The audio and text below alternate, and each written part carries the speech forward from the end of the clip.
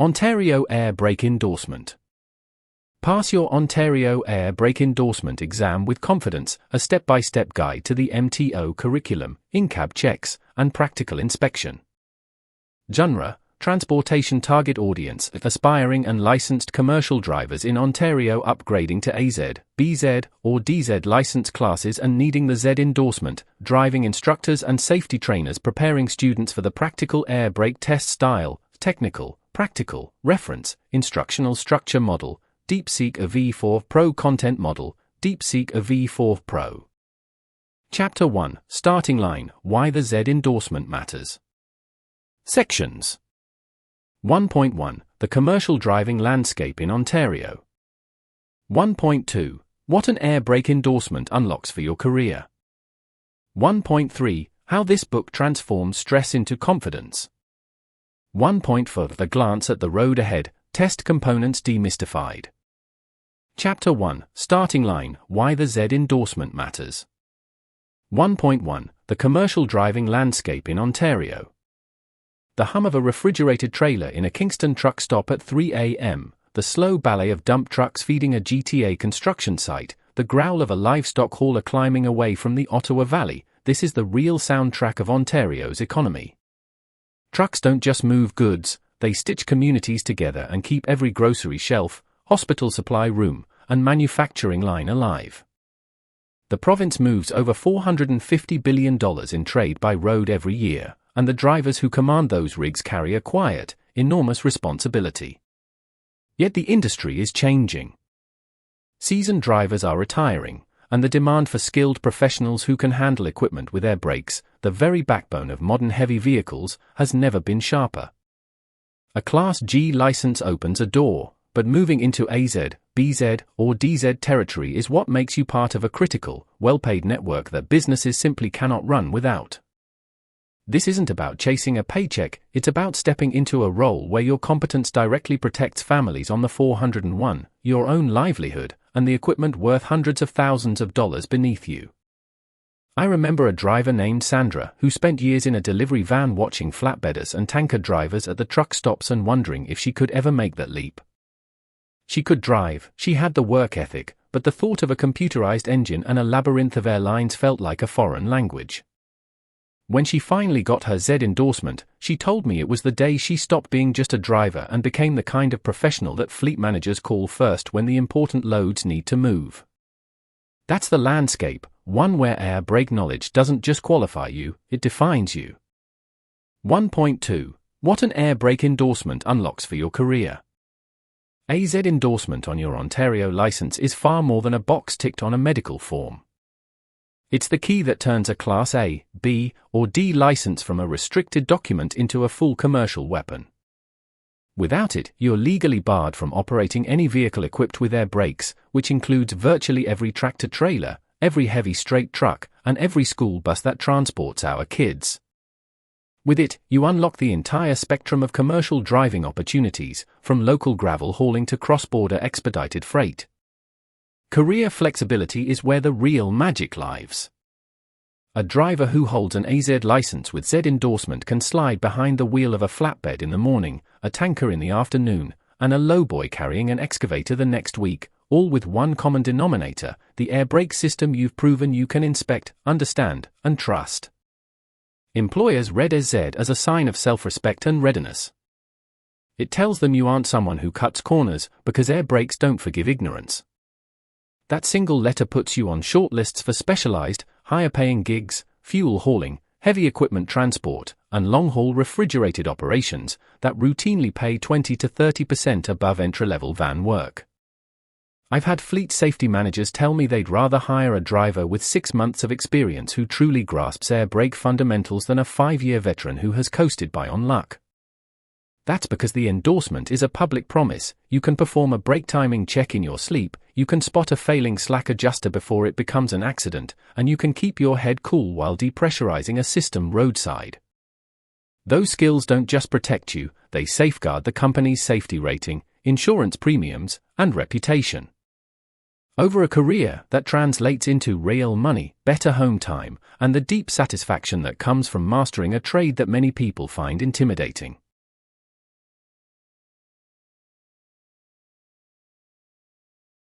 1.3 How this book transforms stress into confidence. Let's be honest, walk into any DriveTest center on a Tuesday morning and you'll feel the tension. Applicants pace between the vending machines, rereading hand-drawn diagrams on grease-stained napkins. They've watched YouTube videos until 2 a.m., but they still aren't sure if they're supposed to fan the brakes 3 times or 5, or what exact words the examiner wants to hear. This book was born from those waiting room moments, and its entire architecture is designed to replace that free-floating anxiety with a quiet, earned composure. We accomplish that by treating your mind the same way a good mechanic treats a vehicle, no mysterious, black boxes, just clear, sequential logic. You'll learn the air compressor's role by understanding why it cycles, not by memorizing a definition. The governor cut-in and cut-out pressures will become second nature because you'll see them on a gauge graphic and connect them to the real-world sound of air dryer purge. I've written every explanation as if I'm sitting beside you in the cab, answering the questions you're embarrassed to ask out loud. Knowledge on its own is brittle, application makes it durable. That's why the book includes the exact step-by-step scripts you'll use during the practical test, right down to the verbal cues that keep you from skipping a critical check. When you practice the dual-circuit inspection using our sequence, your hands and eyes learn to work together as a safety system. The sample written test questions aren't mere memory drills, they're carefully worded to mirror MTO phrasing, so on exam day the questions feel like old acquaintances. By the time you close the final chapter, you won't just hope to pass. You'll expect to. 1 point for the glance at the road ahead, test components demystified. Adding a Z endorsement to your license requires clearing 2 distinct but interconnected hurdles, a 20-question written knowledge test and a hands-on practical assessment. It sounds straightforward, but many smart drivers stumble because they treat the two as separate chores rather than 2 views of the same machine. This book weaves them together so that every theory chapter builds the muscle memory you'll need during the inspection. The written exam probes your grasp of system components, brake lag times, low air warning behavior, and emergency braking fundamentals. We'll walk you through each topic with targeted practice sets that expose the exact style of trick questions the MTO likes to use, for instance, swapping cut-out for cut-in pressure to see if you're really paying attention. You'll also find quick reference tables that summarize critical numbers, like the minimum governed speed and compressor displacement thresholds, so you can review them during your coffee break without hunting through dense government manuals. The practical test is where you'll finally demonstrate the real skills that the written exam can only hint at. You'll perform the in-cab checks, pressure build-up, warning lights, service and park brake tests, and then move into the full external air brake inspection. Later chapters, including our deep dive under the rig, will guide you to feel for abnormal pushrod travel, inspect air lines with a deliberate touch, and listen for leaks with the same intensity you'd use when a loved one whispers a secret. We'll give you a mental checklist that keeps you moving with purpose but never rushing, so the examiner sees not a nervous candidate, but a driver methodically certifying their own safety. Below is a snapshot of how this guide maps to the MTO's testing structure.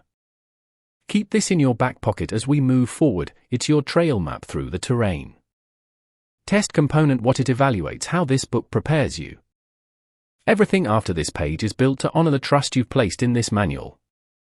Take a breath, picture yourself holding that crisp new license with the little Z in the corner, and let's get to work, 1 airline, 1 valve, 1 confident decision at a time.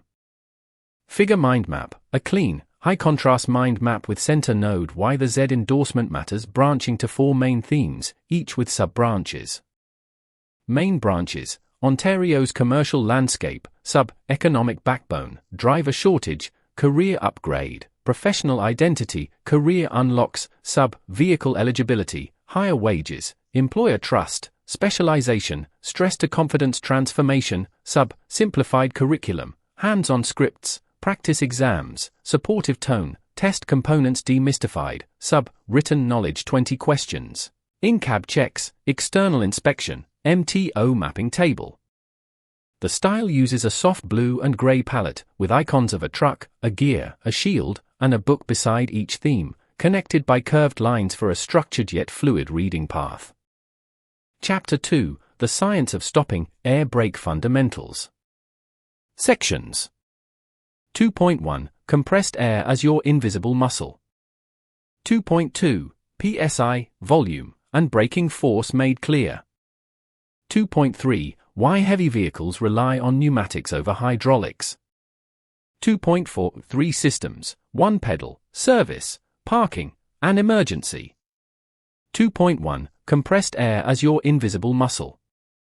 Imagine gripping a heavy coil spring, pushing it down with all your strength, then letting it explode back to shape. That coiled energy is exactly what sits in your air tanks, waiting for a light tap of your foot. Compressed air is your invisible muscle, silent and unseen until the instant you need thousands of pounds of clamping force. When a piston inside the compressor squeezes atmospheric air to about 1/8 of its normal volume, the molecules don't just get closer, they store heat and fierce potential. That potential flows through pipes and hoses like a current, ready to transform into mechanical work. You never see the air, but you feel its results every time a fully loaded dump truck settles to a neat, controlled stop on a GTA off-ramp. I've watched new drivers tap the brake pedal tentatively, almost surprised when 40 tons of steel and grain obey. The real magic isn't just pressure, it's the reliability of a system that can store energy for dozens of braking cycles even if the engine quits. Treat that compressed air with respect, and it will act as though you have a giant hand squeezing the foundation brakes on every wheel. Let's strip away the mystery. Air travels from the compressor, through the wet tank where water and oil drop out, and then into the primary and secondary dry tanks. From there it feeds the dual-circuit foot valve, which meters exactly the pressure you asked for, a delicate dance between your boot and the rubber diaphragms inside each brake chamber. That dance turns invisible muscle into friction, heat, and the safe, predictable stops that define a professional driver. Figure, with light background and high contrast, create image in landscape orientation best describe and represents the flowing. Make sure it is accurate and there is no repetition. Extra detailed AI-ready prompt for AI-generated diagram showing a stylized cross-section of a truck chassis. An engine-driven air compressor feeds 2 cylindrical air tanks, labeled primary and secondary, colored air lines traced to a foot valve near the brake pedal, and then branch to front and rear brake chambers. The chambers are shown with a cutaway revealing a diaphragm and pushrod. A large, translucent muscular arm symbolically pushes through the lines to indicate applied force. Lighting is clean, modern technical illustration style. 2.2 PSI, volume, and braking force made clear. Every student I've taught eventually asks the same question: if my dash gauge shows 120 PSI, how does that become enough force to lock a wheel? The answer lives in a simple relationship that, once you see it, makes the whole system feel like common sense. Pressure, measured in pounds per square inch, psi, is nothing but a way of saying how hard the air is pushing on every square inch of surface inside a container. Your tanks hold volume, a reservoir of energy. The brake chamber converts that pressure into mechanical pushrod force by letting compressed air shove against a diaphragm with a known area, typically 30 square inches in a Type 30 chamber. So at 100 psi, that single chamber generates 3,000 pounds of push. That push travels through a slack adjuster, whose arm multiplies torque onto the camshaft, forcing the brake shoes against the drum. The leverage chain turns psi into thousands of foot-pounds of braking torque per wheel, all without a drop of hydraulic fluid. The beauty is its predictability. Every pound of air pressure you lose is mirrored by a consistent loss of stopping power. Volume matters just as much. You can't make repeated hard stops if your tanks are undersized or drained only once a season. Reserve capacity is your safety cushion. That's why the MTO insists on a low air warning at 60 psi and why the practical test checks how quickly pressure builds. You're verifying that the invisible muscle has enough stored breath to stop you even after a compressor failure. Component surface area, square in, applied psi pushrod force, pounds. Remember, a spring brake section on the same chamber isn't using service air pressure, it's holding back a massive mechanical spring that will apply the brakes if air is lost. We'll explore that in section 2.4. Figure, with light background and high contrast, create image in landscape orientation best describe and represents the flowing. Make sure it is accurate and there is no repetition. Extra detailed AI-ready prompt for AI-generated diagram illustrating Pascal's principle applied to a brake chamber. a cutaway brake chamber shows air entering at left, filling a chamber and pushing a large diaphragm. The diaphragm's surface is highlighted with grid squares indicating 30 square inch, and an arrow shows force multiplied onto a pushrod. A callout reads 100 psi times 30 in squared equals 3,000 pounds. The style is an educational blueprint with bright orange force arrows on a pale background. 2.3 Why heavy vehicles rely on pneumatics over hydraulics. Walk around any heavy truck and you'll see air lines plugged into not just brakes, but seats, suspension, fan clutches, and even the windshield wipers on some models. There's a reason pneumatic power dominates the heavy vehicle world, and it goes far beyond tradition. Air is endlessly available. A hydraulic system must carry every drop of fluid it will ever use, with zero tolerance for leaks. Air brakes, on the other hand, draw from the atmosphere and conveniently vent used air back under the cab. A small leak won't strand you immediately because the compressor keeps replenishing the supply, though ignoring that hiss under the dash is a gamble no professional should take. The real safety advantage is the fail-to-safe personality of air. In a hydraulic brake system, a ruptured line can mean total loss of braking on that circuit. Air brakes are split into dual circuits, and if one half fails, the other retains full function.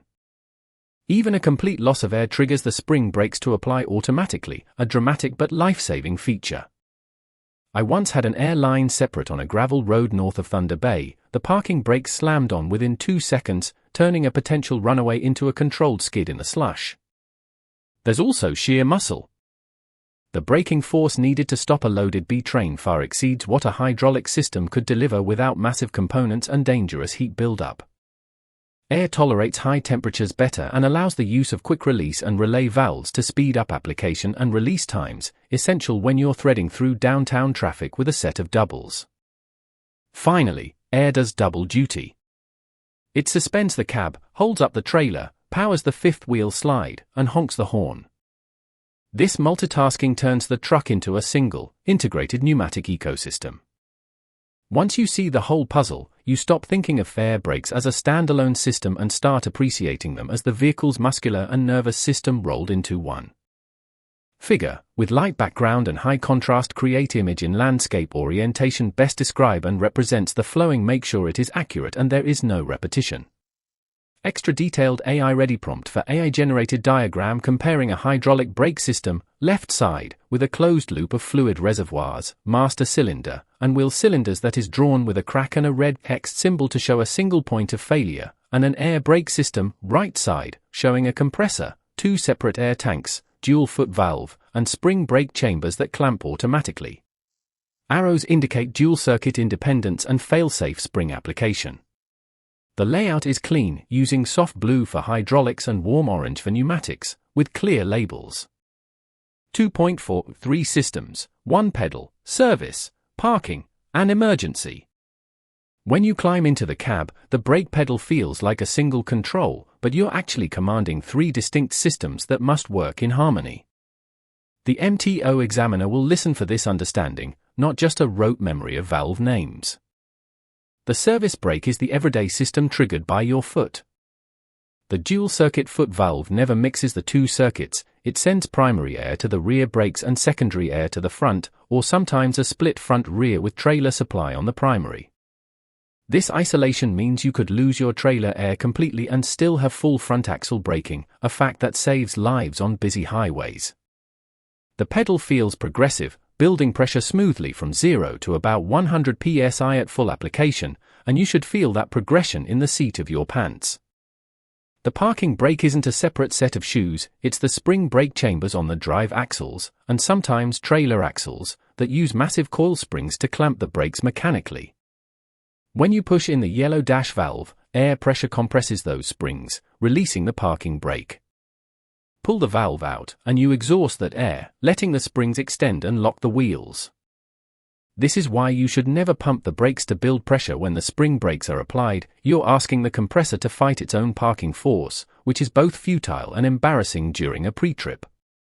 The emergency system is the automatic application of those same spring brakes if system pressure falls below about 20 to 45 psi. The tractor protection valve and relay valve sense the drop and channel the remaining air into the spring brake chamber's pressurized hold-off cavities, dumping the hold-off pressure and causing a controlled, aggressive stop. On a multi-trailer combination, the trailer emergency brakes will also apply if the supply line ruptures. This is your last line of defense, and it's the reason every morning's low air warning test is non-negotiable. During my early years, I'd sometimes forget that the red trailer supply valve isn't just a trailer park button, it's part of the emergency backbone. Pushing it in charges the trailer's spring brakes, readying them. Pulling it out applies the trailer brakes independently of the tractor. When you're sliding on ice and need just a gentle trailer drag to straighten out, knowing how to feather that valve is a mark of genuine skill. Understanding these three interlocking systems transforms a driver from a pedal pusher into an operator who can diagnose a dragging brake, predict a slow pressure build, or recover from a sudden air loss without panic. It's the difference between hoping the truck will stop and knowing exactly how it will. Figure mind map. Start with central node air brake fundamentals.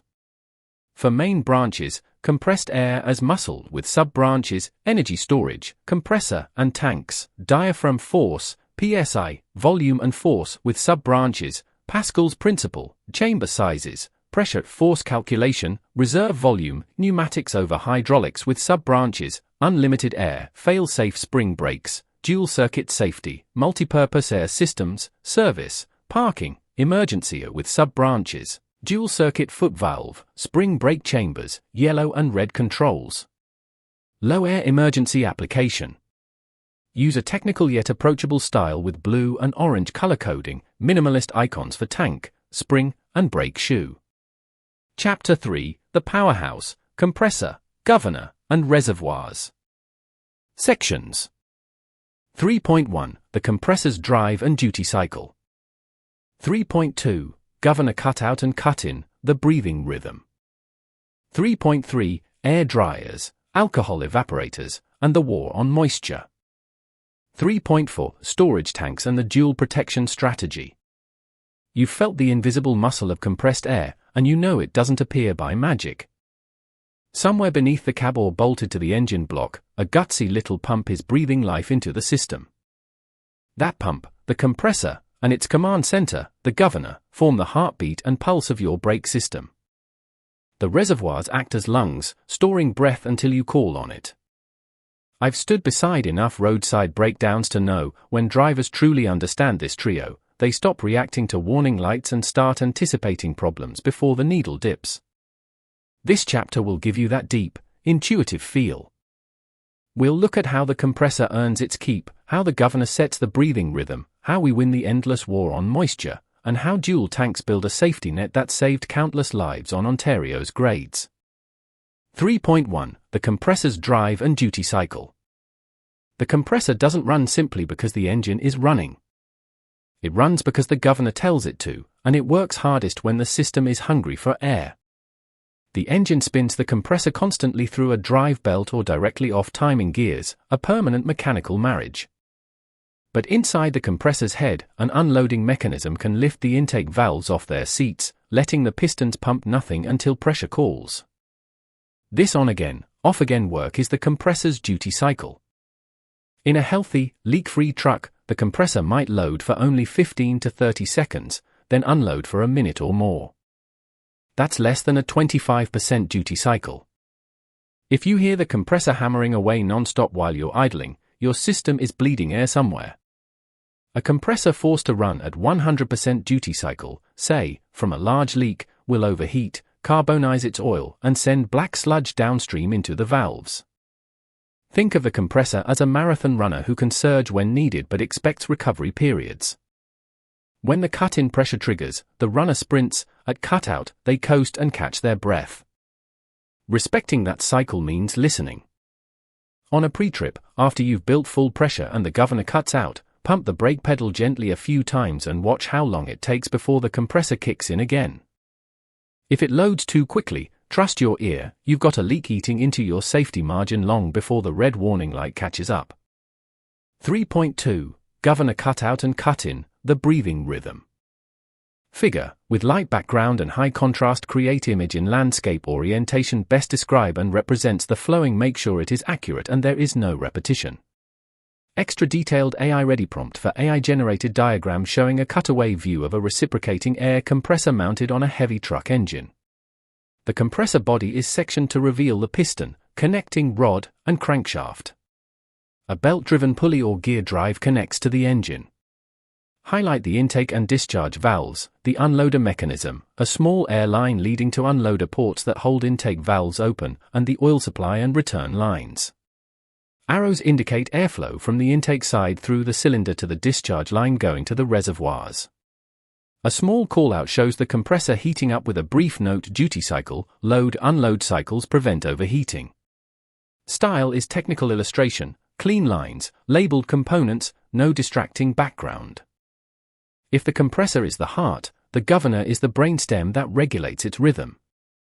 The governor senses reservoir pressure via a signal line and flips a small air valve when the preset upper limit is reached, typically around 120 to 130 psi in most Ontario heavy vehicles. It sends a puff of controlled pressure to the compressor's unloader, lifting the intake valves and stopping air production. That precise moment is the cutout. As you use air, a brake application here, a trailer supply there, reservoir pressure gradually drops. When it falls to the cut-in setting, often between 100 and 110 psi, the governor exhausts the unloader signal and the compressor resumes pumping. This cycle repeats endlessly, maintaining a pressure bracket that guarantees you can make multiple full stops even if you lose the compressor entirely. I remember a student who had trouble grasping the concept until I asked him to think of a household thermostat. The furnace doesn't run constantly, it kicks on when the temperature drops below the set point and shuts off when the house is warm enough. The governor does the same with pressure. That student later told me he started timing the cut-in to cut-out interval on his route between Hamilton and Fort Erie. A sudden shortening of the cycle alerted him to a cracked air line before it became a full roadside failure. That's the kind of relationship you want with your system. 3.3 Air dryers, alcohol evaporators, and the war on moisture.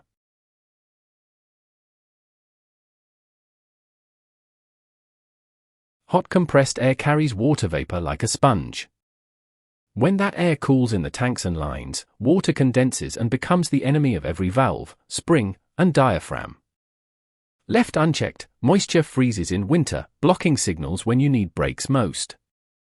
In all seasons, it rusts reservoirs from the inside, feeds sludge into relay valves, and washes away essential lubrication.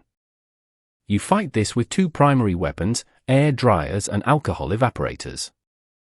The air dryer sits right after the compressor, often a spin-on canister filled with desiccant beads.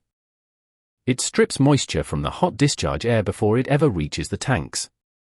Modern dryers include a coalescing filter to grab oil aerosols and a purge cycle that blasts collected contaminants out the bottom every time the governor reaches cutout. That sharp hiss you hear when the compressor unloads? That's the dryer blowing off captured water and oil. Good news. Alcohol evaporators serve as a backup, particularly on older equipment or when you're hauling into the deep cold of a Kirkland Lake morning. The evaporator introduces a fine mist of methanol or ethanol into the air stream to lower the freezing point of any residual moisture. But here's the catch, alcohol can deteriorate some internal seals and dry out O-rings if overused. I once watched a driver pour an entire bottle of alcohol-based deicer into a system every 2 days. He wondered why his brake chamber diaphragm stiffened and cracked within 6 months. Use evaporators as intended, sparingly, according to the manufacturer's specification, and never as a substitute for a functioning air dryer. Figure, with light background and high contrast create image in landscape orientation best describe and represents the flowing make sure it is accurate and there is no repetition. Extra detailed AI-ready prompt for AI-generated diagram of an air dryer unit. Cutaway view shows the desiccant cartridge, coalescing filter element, purge valve assembly at the bottom, and a small heating element, optional. Arrows indicate hot-wet air entering from the compressor, flowing through the filters, and dry air exiting to the first reservoir. A secondary flow path shows the purge cycle. When the governor signals cutout, the purge valve opens, allowing a blast of dry air to sweep moisture out the bottom drain. A separate smaller inset shows an alcohol evaporator bottle mounted to a frame rail, with a line feeding into the air system. The diagram should have labels and a subtle color scheme of blues and grays, high contrast, clinical but approachable. 3.4 Storage tanks and the dual protection strategy. Walk to any commercial vehicle and you'll see not one air reservoir but two, sometimes three, lashed to the frame. The primary tank feeds the rear service brakes, the secondary tank feeds the front. They're separated by one-way check valves that allow air in but lock it from flowing back. This dual-circuit strategy is the single most important safety design in your air brake system, and it's the reason the MTO practical test centers on verifying it during your inspection. Picture a rock puncturing a brake hose on a trailer's service line. Air begins rushing out. Without a dual system, that single leak could empty all your air, leaving you with nothing but a rock-hard brake pedal and a thundering pulse. With dual protection, the check valve at the primary tank slams shut the moment its pressure drops below the supply line pressure. The secondary tank, isolated and still holding pressure, continues supplying the front brakes. You lose braking capacity, yes, but you don't lose all of it. That's life-saving engineering. Each tank has its own drain valve for a reason. Moisture settles at the bottom, and you must purge it daily. I've seen water pour out of a neglected tank like a garden hose on a humid July morning. That water was one cold snap away from becoming an icy plug in the foot valve. Reserve tanks also carry a safety valve, usually set to pop off around 150 psi, in case the governor fails. That's your final fuse. The dual air gauges on your dashboard, two needles, often color-coded green and red, complete the picture, letting you monitor the health of both circuits at a glance. On your practical test, narrating how you test the one-way check valves by draining the primary tank while watching the secondary gauge will show the examiner you understand not just what you're doing, but why it matters.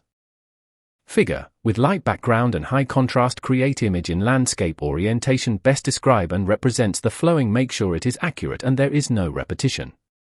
Extra detailed AI-ready prompt for AI-generated diagram of a dual-circuit air storage system.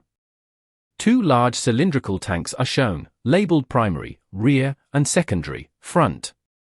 A supply line from the air dryer branches to both tanks, with clearly indicated one-way check valves at each tank inlet.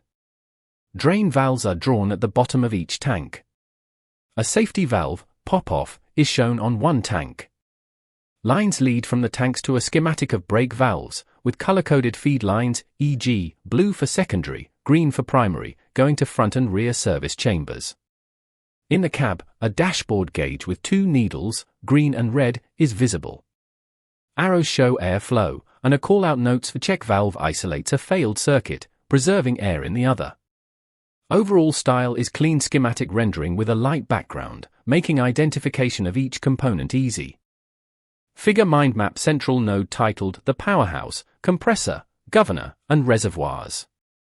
Branch 1, Compressor, Sub-branches, Drive Mechanisms, Belt Gear, Duty Cycle, Load Unload, Heat Management, Carbon Build-up Risk, Pre-trip Listening.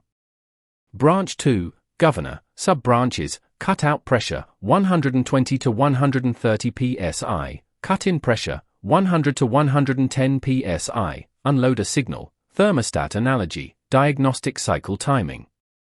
Branch 3, Moisture control, Sub-branches, Air dryer, Desiccant, Purge cycle, Coalescing filter, Alcohol evaporator, Freeze protection, Seal risks, Winter operation tips, Condensation consequences. Branch 4, Storage tanks, Sub-branches, Dual circuits, Primary secondary, One-way check valves, Safety, Pop-off, Valve, Drain valve daily purging, Dual air gauges, Inspection technique. Nodes use gentle gradients, icons, gear, gauge, droplet, tank, and a balanced radial structure with high readability on a light background. Chapter 4, the business end, chambers, pushrods, and slack adjusters. Sections. For point 1, brake chamber anatomy, diaphragms, pistons, and pistons. For point 2, pushrod stroke, the measurement that defines safety. For point 3, manual slack adjusters versus automatic slack adjusters.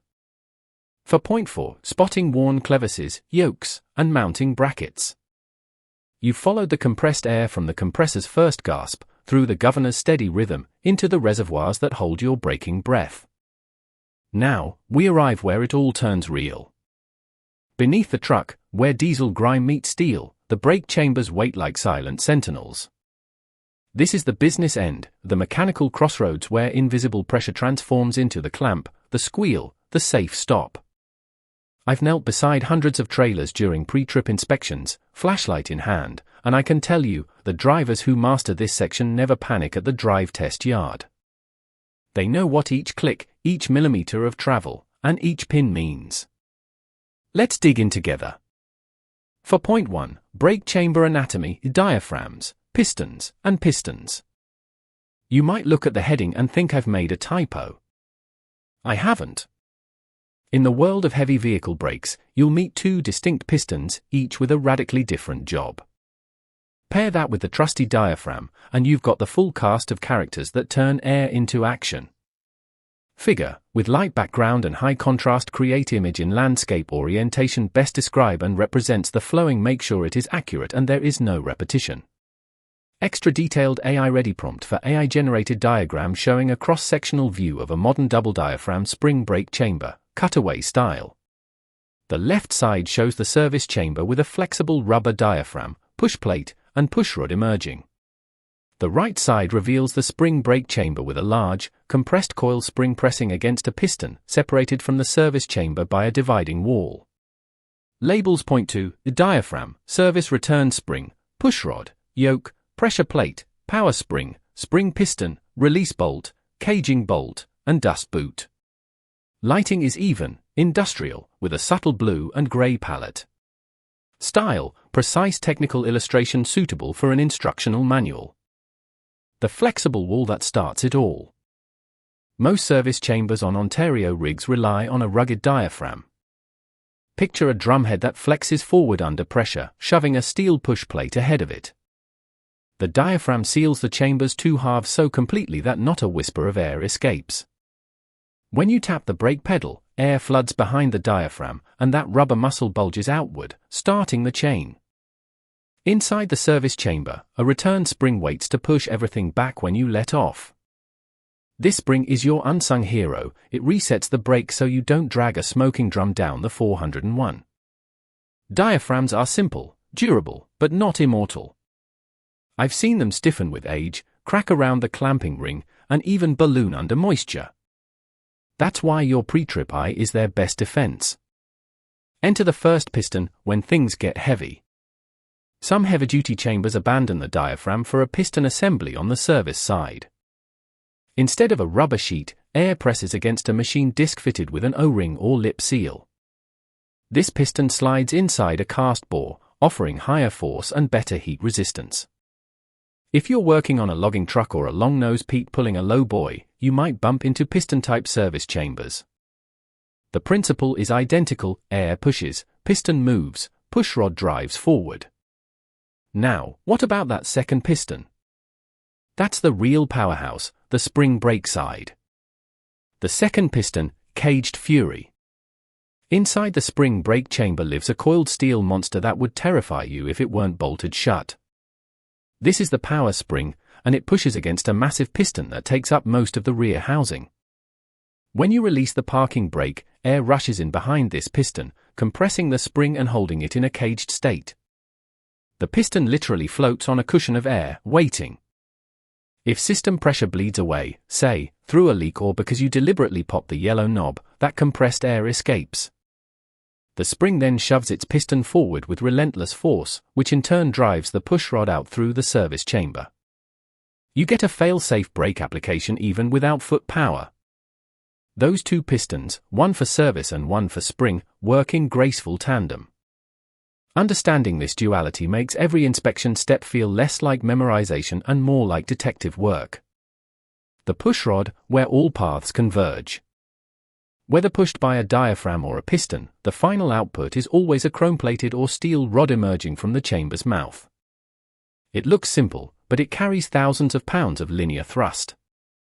A dust boot protects the pushrod from road grime, and a return spring inside or outside the chamber brings it home. The pushrod connects to the slack adjuster through a clevis and pin, and that connection is the next link in our safety chain. For point 2, pushrod stroke, the measurement that defines safety. I once watched a trainee measure pushrod stroke on a dump truck during a pre-trip. He pulled out his tape measure, frowned, and said, "It's just a little long." What's the worst that could happen? I asked him to imagine descending the cut in Hamilton with 40 tons behind him and his foot finding only half the expected braking force. That's the worst. Stroke isn't a suggestion, it's your direct window into whether your foundation brakes will catch you.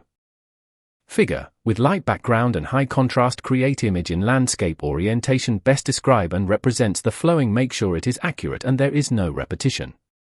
Extra detailed AI-ready prompt for AI-generated diagram showing a brake chamber with pushrod extended and a measuring tape aligned alongside. The diagram illustrates both a properly adjusted stroke within limits, small gap between chamber face and clevis pin, and an overextended stroke, large gap. Arrows indicate the chalk mark reference point on the pushrod at the chamber face when released, then the applied position measurement. Include a call-out box with a typical specification, type 30 chamber applied stroke limit, 1.5 inches. Background is simple, colors are high contrast, with the pushrod highlighted in silver and the measuring points in bright red. Style, clean instructional graphic, no clutter. Understanding the stroke limits. When you release the brakes and everything is cool, the pushrod sits at its retracted position. Apply full pressure, around 90 to 100 psi, as we know from our in-cab checks, and that pushrod shoots forward. The distance it travels between released and applied is the stroke. For a typical Type 30 chamber found all over Ontario fleets, the maximum allowed applied stroke is often 1.5 inches. Some long-stroke designs give you a bit more, but the principle is absolute: exceed the manufacturer's limit and your brakes are, by definition, out of adjustment. Why does it matter? Because a slack adjuster that lets the pushrod travel too far is losing precious leverage. The brake shoes may never fully engage the drum. Your stopping distance stretches, and the pedal might sink deeper under your foot. I felt that sinking pedal on a test truck with worn slack adjusters. It's the hollow feeling you never want on a downhill exit ramp. The chalk and bar method that impresses examiners. During your practical test, you'll be asked to check pushrod stroke manually. Here's the script I teach my students. Chock the wheels, release the parking brakes, and build full air pressure. Shut off the engine. Wipe the pushrod clean where it enters the chamber. With a piece of chalk or a paint marker, draw a sharp line around the rod right at the chamber face. This is your released reference. Now, with the service brakes fully applied, you might need a helper in the cab, or you can use a pry bar at the slack adjuster to simulate application, but for the official test, demonstrate you know how to call for brake application, mark or measure the distance from the chalk line to the chamber face. Compare that measurement to the manufacturer's specification stamped on the chamber or listed in the vehicle manual. If you see even 1/8 of an inch beyond the limit, that brake is legally out of adjustment, and the vehicle mustn't move until it's corrected. I've seen examiners leaning close when a candidate articulates this clearly. They're not looking for speed, they want to hear you understand that a 1/4 inch over can mean the difference between a controlled stop and a runaway ramp. Why automatic adjusters don't excuse you. Even with automatic slack adjusters, stroke measurement is not optional. An auto slack that's seized, poorly installed, or internally worn will drift toward excessive stroke. Checking stroke is your final quality control, the moment you verify that the machine is doing its job. I'll talk more about that shortly, but never skip the tape measure, no matter what technology you have. For point 3, manual slack adjusters versus automatic slack adjusters. If the brake chamber is the muscle, the slack adjuster is the forearm. It transfers force from the pushrod's linear shove into the rotational twist of the S-cam shaft. Two types populate Ontario's truck yards, manual and automatic. Each demands a different rhythm of care, but both will betray a lazy inspector. Figure, with light background and high contrast, create image in landscape orientation best describe and represents the flowing. Make sure it is accurate and there is no repetition. Extra detailed AI-ready prompt for AI-generated diagram showing a split comparison of a manual slack adjuster and an automatic slack adjuster. Left side, manual adjuster with a visible adjusting bolt, lock nut, and worm gear. Call-out indicates the driver must manually turn the bolt to reduce clearance. Right side, automatic slack adjuster with a pull mechanism, sensing arm, and return spring. Call-out illustrates how the adjuster ratchets a small amount each brake application to maintain proper clearance. Both are connected to an S-cam shaft and pushrod. Colors, manual side in muted beige, automatic side in cool gray, with clear labels and arrows. Style, clean technical side-by-side, high contrast, perfect for a training manual. The manual slack adjuster, a daily ritual. Manual slack adjusters are honest. They don't pretend to do your job for you. Inside a manual slack, a worm gear meshes with a splined adjusting screw. When you turn the adjusting bolt, you change the effective length of the linkage arm, tiny degrees that translate into pushrod position. It's beautifully direct. But it's also completely reliant on human vigilance. I remember a veteran gravel hauler who gave me this advice early in my career: treat your manual slacks like a chain saw, grease them every day and never trust the last guy's adjustment. He was right. Exposure to road salt and moisture can freeze the adjuster solid. A driver who skips the morning lube risks dragging a brake or, worse, having virtually no braking on that wheel. When you inspect a manual adjuster, look at the amount of exposed threads on the adjusting screw. If there's barely any left, the brake shoes might be worn thin and you're approaching maximum adjustment. Also check that the locking collar or lock nut is seated so vibration won't let your careful setting wander. The automatic slack adjuster, a cautious trust. Automatic slack adjusters feel like a gift, until they aren't. Inside an auto slack, a sensing arm detects the shooter drum clearance as the brakes apply and release.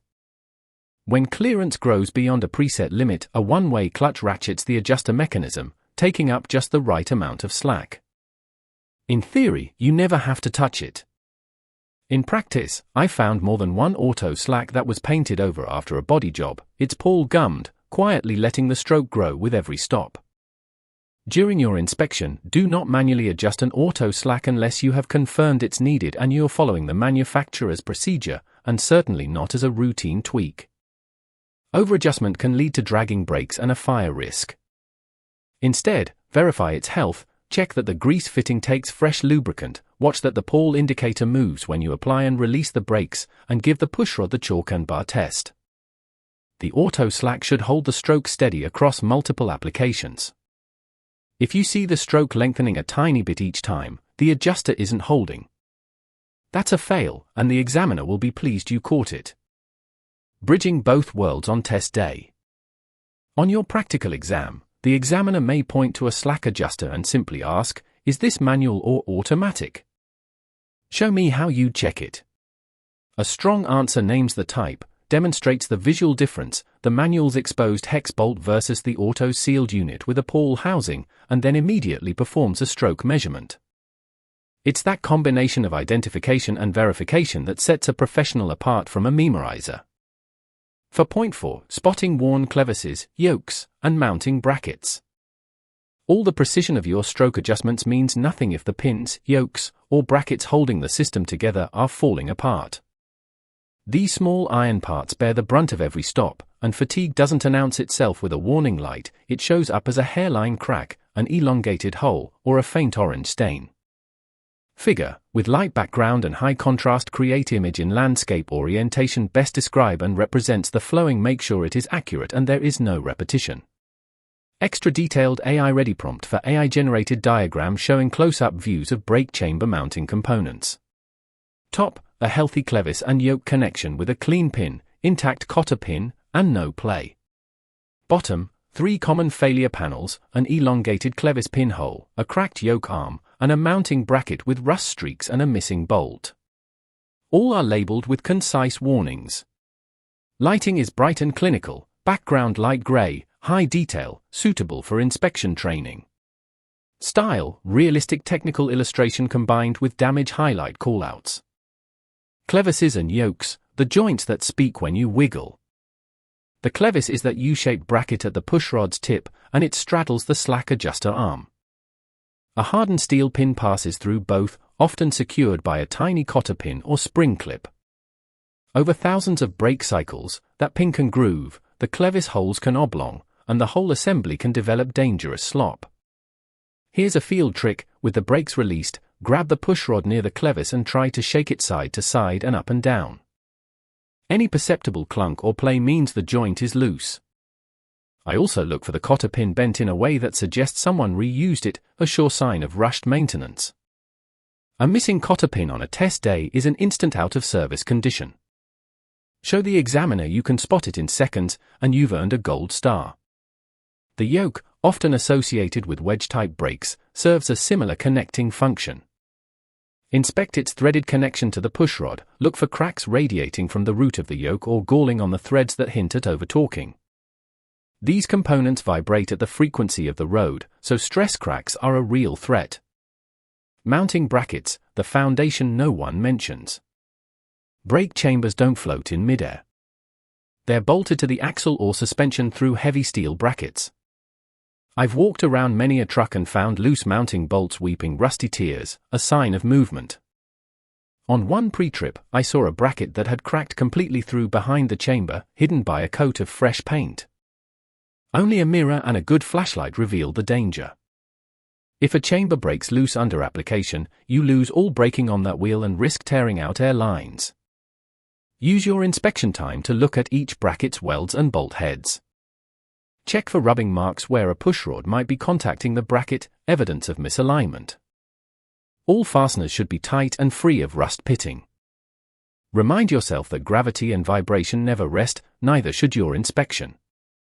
Bringing it together in one smooth walk around. When I guide a student through the undertruck portion of the test, we don't bounce randomly. We start at the chamber, note the type, scan the mounting bracket, work along the pushrod to the clevis and slack, then finish with a stroke check. The narrative becomes a story you can recite with confidence. Here's my spring brake chamber, mounting secure, pushrod boot intact, clevis pin with cotter key present, slack adjuster is auto type, no signs of leakage or damage. Now I'll measure the stroke. That's the flow the examiners want. It shows you see the system as interconnected, not just a collection of parts. And on the job, that same flow keeps you, your load, and everyone around you safe. The business end is where the physics leaves the textbook and becomes grease on your gloves.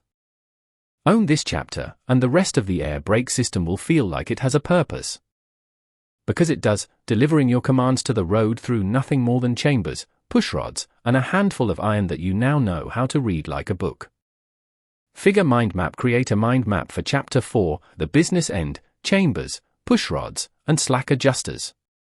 Central node, brake chambers and mechanical linkage, branching into 4 main sections. 1. Brake chamber anatomy, diaphragm service chamber, piston-type chambers, spring brake piston, pushrod components, dust boot and return spring. 2. Pushrod stroke, definition and safety importance, chalk and bar measurement technique, out of adjustment limits e.g. 1.5 inches for type 30, consequences of excessive stroke. Inspection script for practical test. 3. Slack adjusters, manual adjuster design with worm gear and daily greasing, automatic adjuster operation with pull and sensing arm, inspection differences between types, common failures like seizure or over-adjustment, how to verify stroke regardless of type, for worn components, clevis and yoke play, cotter pin security, mounting bracket cracks and bolt tightness, signs of stress and corrosion. Add connecting branches for inspection flow and MTO test tips. Use clean, hierarchical layout with subtle icons and a color-coded scheme, blue for anatomy, red for safety limits, orange for inspection actions. Chapter 5, Tracing the air, valves, circuits, and spring brakes. Sections. 5.1, the foot valve and the birth of a dual-circuit signal. 5.2, relay valves, quick-release valves, and application speed. 5.3, spring brake chambers, how parking and emergency functions unfold. 5.4, a circuit-by-circuit journey through primary and secondary air. Your boot settles onto the treadle. In that heartbeat between intention and action, the foot valve, often called the brake treadle valve, transforms a gentle ankle movement into two distinct, pressurized signals. It's a brilliantly mechanical translator, and once you grasp its internal logic, you'll never again think of braking as a single event. You'll feel it as twins, born together, traveling separate paths. The foot valve sits directly between your right foot and every brake chamber on the truck. It has a supply port from the primary reservoir, a supply port from the secondary reservoir, a delivery port to the primary circuit, and a delivery port to the secondary circuit. Inside, twin spools or diaphragms are stacked in one compact housing, each fed by its own air source. When you press the treadle, a graduated plunger tilts a rocker or pushes a piston, opening both circuits simultaneously. But here's the beauty: the valves operate independently. A failure in one circuit does not steal the mechanical motion from the other. Think of the foot valve as a dual-channel mixer at a soundboard. One slider controls the rear speakers, another the fronts, yet your single hand moves them both. Your foot does the same thing. As you roll your ankle forward, you're modulating air pressure to the primary, rear, the service brakes on one side and the secondary, front, service brakes on the other. The treadle angle directly determines delivery pressure. Press lightly at a controlled intersection, and you might only send 20 psi down the lines. Stand on it in an emergency, and the valve passes full reservoir pressure, minus a tiny internal crack pressure offset. That graduated control, from a sigh to a shout, is what separates air brakes from simpler hydraulic systems. I've witnessed a student driver in a Hamilton yard freeze mid-inspection, staring at the foot valve's tangle of colored lines. "It's just a fancy Y-splitter, right?" he asked. "None. It's an independently redundant, pressure-proportional signal generator." Once he visualized the two separate delivery circuits, red line jumping from primary tank to rear chambers, green line from secondary tank to steer axle chambers, his anxiety melted. He could see the safety net. If the secondary circuit blows a hose, the primary spool still dances. If the primary fails, the secondary spool still breathes. That redundancy is the very backbone of the dual circuit system. The dual signal is born here, but it's still fragile. It has to travel across the frame rails, through coupling hoses, around corners, and into chambers. Over distance, air takes time. If we simply piped the foot valve directly to every chamber, the rear brakes would feel sluggish, the signal would arrive late and bleed off slowly. That's why the next set of valves, relay and quick release, exist. Figure, with light background and high contrast, create image in landscape orientation best describe and represents the flowing. Make sure it is accurate and there is no repetition. Extra detailed AI-ready prompt for AI-generated diagram showing a cutaway side view of a dual-circuit foot valve, mounted on a cab floor with a driver's boot pressing a textured treadle. Inside the valve housing, two separate spool valves are visible, one colored red for the primary circuit and one green for the secondary. The red spool connects a supply line from a primary reservoir, red pipe at left, to a delivery port leading to rear brake chambers, red pipe exiting bottom. The green spool connects a secondary reservoir, green pipe at left, to a delivery port leading to front brakes, green pipe exiting bottom. A graduated plunger and spring assembly transfer pedal motion to both spools. Arrows show airflow direction, and small labels identify the primary delivery port and secondary delivery port. The illustration style is technical and clean, with subtle drop shadows to show depth, and the cab floor and boot are rendered with realistic textures for context. 5.2 Relay valves, quick release valves, and application speed. Air is not instant. Even at the speed of sound, sending a pressure wave the length of a 53-foot trailer, adding elbows and glad hand restrictions, creates lag. Too much lag, and your stopping distance stretches dangerously. Relay valves solve that by acting as signal-boosting middlemen. A quick-release valve, on the other hand, solves the opposite problem, getting air out fast when you lift your foot. A relay valve looks something like a small, square metal block bolted to the vehicle's frame or mounted directly to an air tank. It has a supply port connected to a nearby reservoir, a delivery port leading to the brake chambers it serves, and a control port that receives the small signal line from the foot valve. When you press the treadle, only a tiny volume of air, just enough to fill the control line, travels from the cab to the relay valve's diaphragm. The relay then uses that faint pressure to open a much larger valve, letting reservoir air gush directly into the chambers. It's like a freight elevator. You press a button, control signal, and a motor dozens of floors below moves the heavy load, reservoir air. The result is a snappy, synchronized application that feels immediate even at the furthest axle. I like to describe a relay valve as a courteous butler stationed right at the back of the house. When you whisper service the rear brakes down a speaking tube, the butler doesn't make you yell all the way to the drawing room. He simply hears the whisper and immediately pulls the levers himself, using the local pantry supply. If he's mounted right on the primary reservoir, he's got a wall of air waiting. That's why you'll often find relay valves integrated into the rear tank or bracketed close beside it. Quick release valves take the opposite role. They're typically found on the front axle, tucked near the steer brake chambers, and they dramatically shorten release time. After a hard stop, you need the front brakes to let go immediately so you can steer or accelerate again. A quick release valve contains a diaphragm and a large exhaust port. Upon application, supply air pushes past the diaphragm to the chambers, holding the exhaust closed. The instant you reduce foot valve pressure, the diaphragm snaps back, and the trapped chamber air vents straight to the atmosphere through the large exhaust opening, bypassing the long return piping. You can often hear a quick release's sharp hiss when a driver lifts off the pedal in a yard. That sound is a healthy sign. Figure, with light background and high contrast create image in landscape orientation best describe and represents the flowing. Make sure it is accurate and there is no repetition. Extra detailed AI-ready prompt for AI-generated diagram showing a cutaway of a relay valve mounted to an air tank on a frame rail.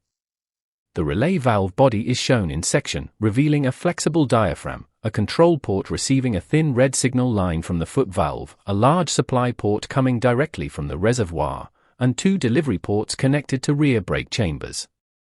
Arrows indicate the modest control pressure pushing the diaphragm down, which then opens a large path for reservoir air to flow to the delivery ports. A call-out shows a quick release valve on a front axle, cutaway style, with a green supply line from the foot valve, a large exhaust port, and a diaphragm snapping upward to vent chamber pressure. Both components are rendered with metallic finishes and clearly labeled, set against a muted workshop background to emphasize their placement on the vehicle.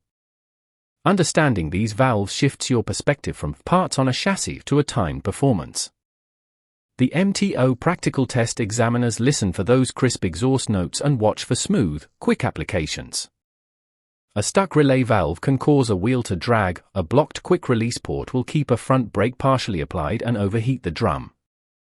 When you can picture the signal traveling, waiting, boosting, and exhaling, you'll inspect with purpose, not just habit.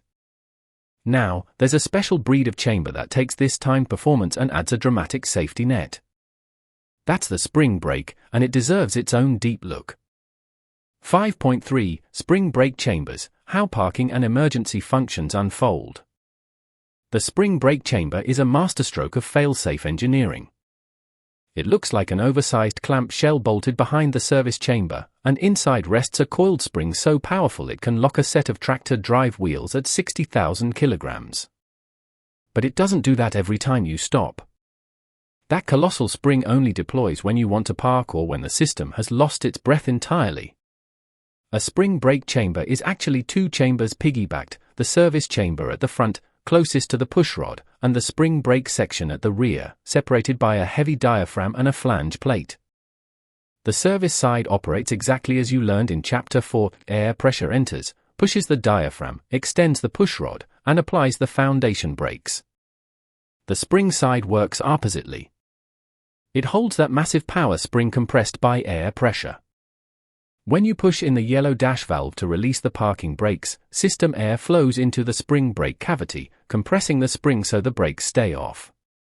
Pull the knob to park, and that air is vented. The spring expands, forcing the pushrod out mechanically and setting the brakes. Think of the spring as an impatient giant inside a cage. As long as you feed him air pressure, he stays crouched and calm. Cut off the air, and he stands up with unstoppable force.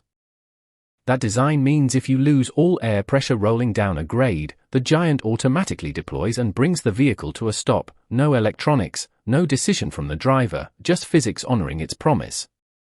There's a critical nuance: the spring brake chamber does not apply in a modulated, gentle way. It's either fully released, air pressure holding the spring compressed, or fully applied, spring extended. This is why you must never use the parking control as a service brake during road travel. Doing so slams the drive axle brakes on with maximum force, risking a jackknife and heavy wear.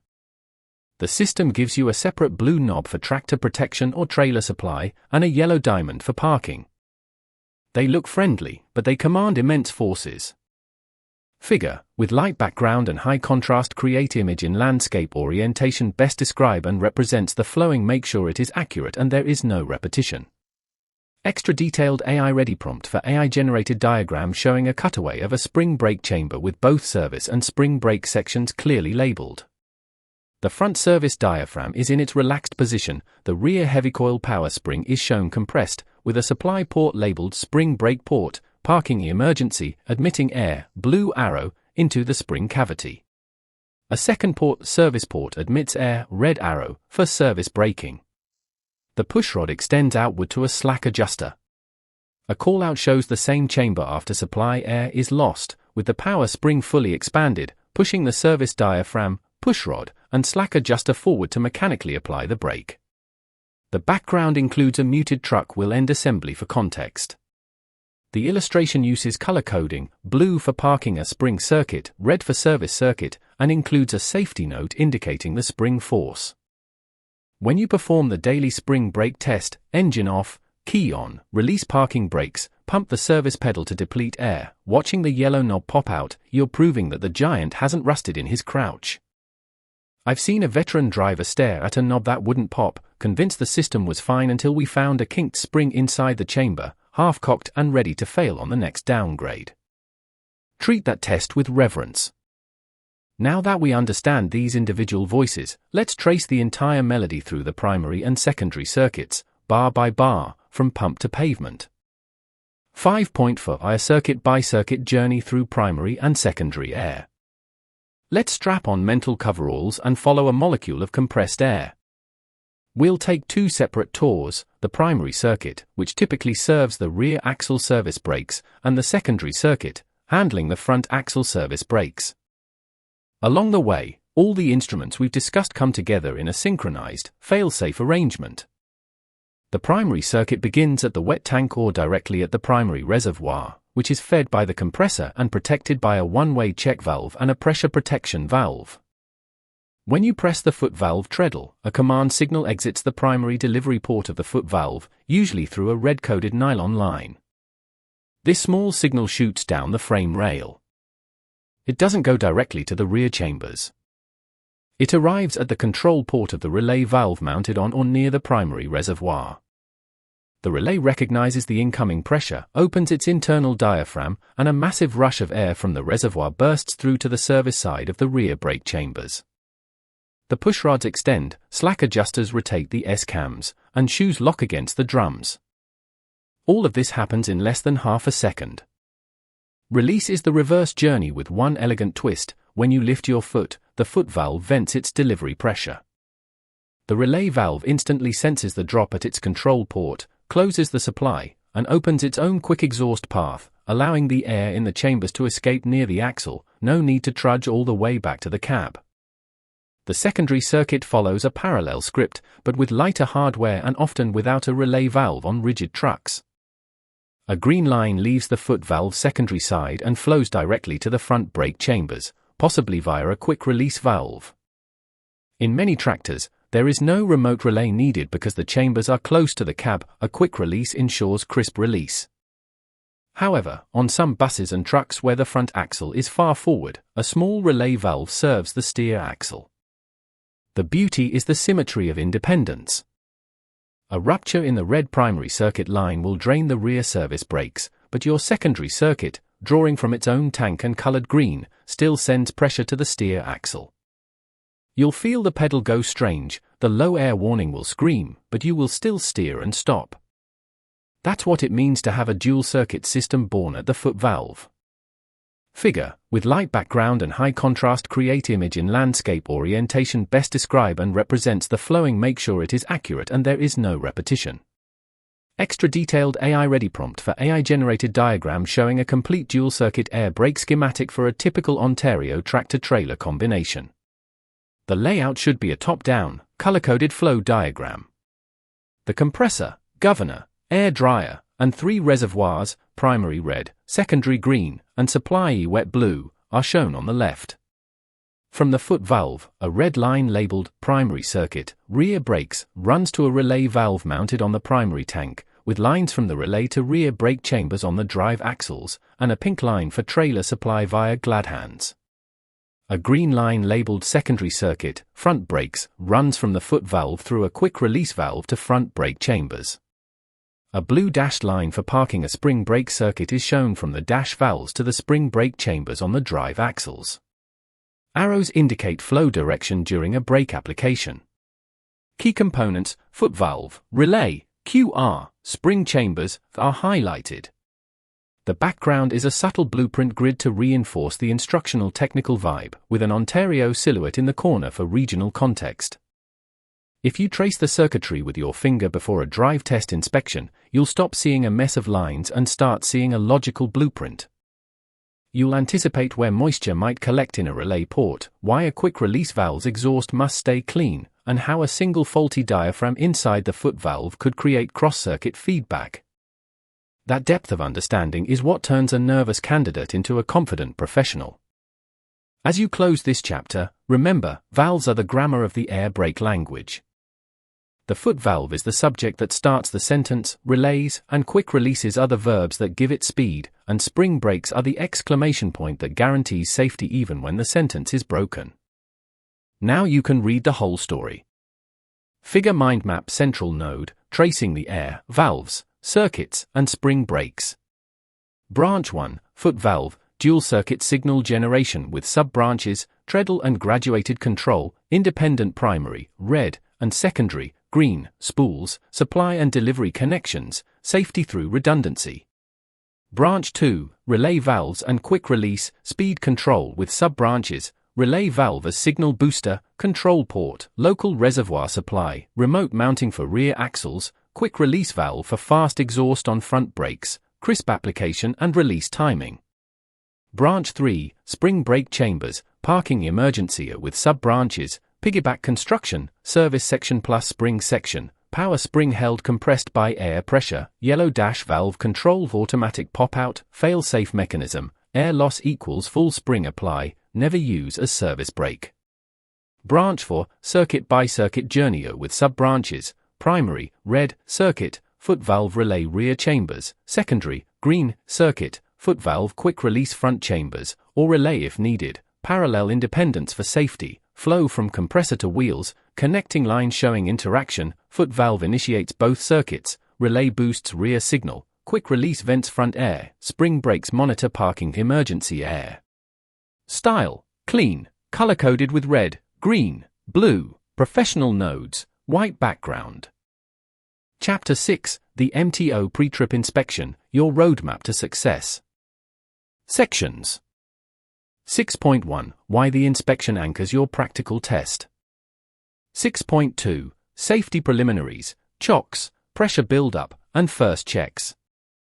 6.3, the official sequence every examiner follows.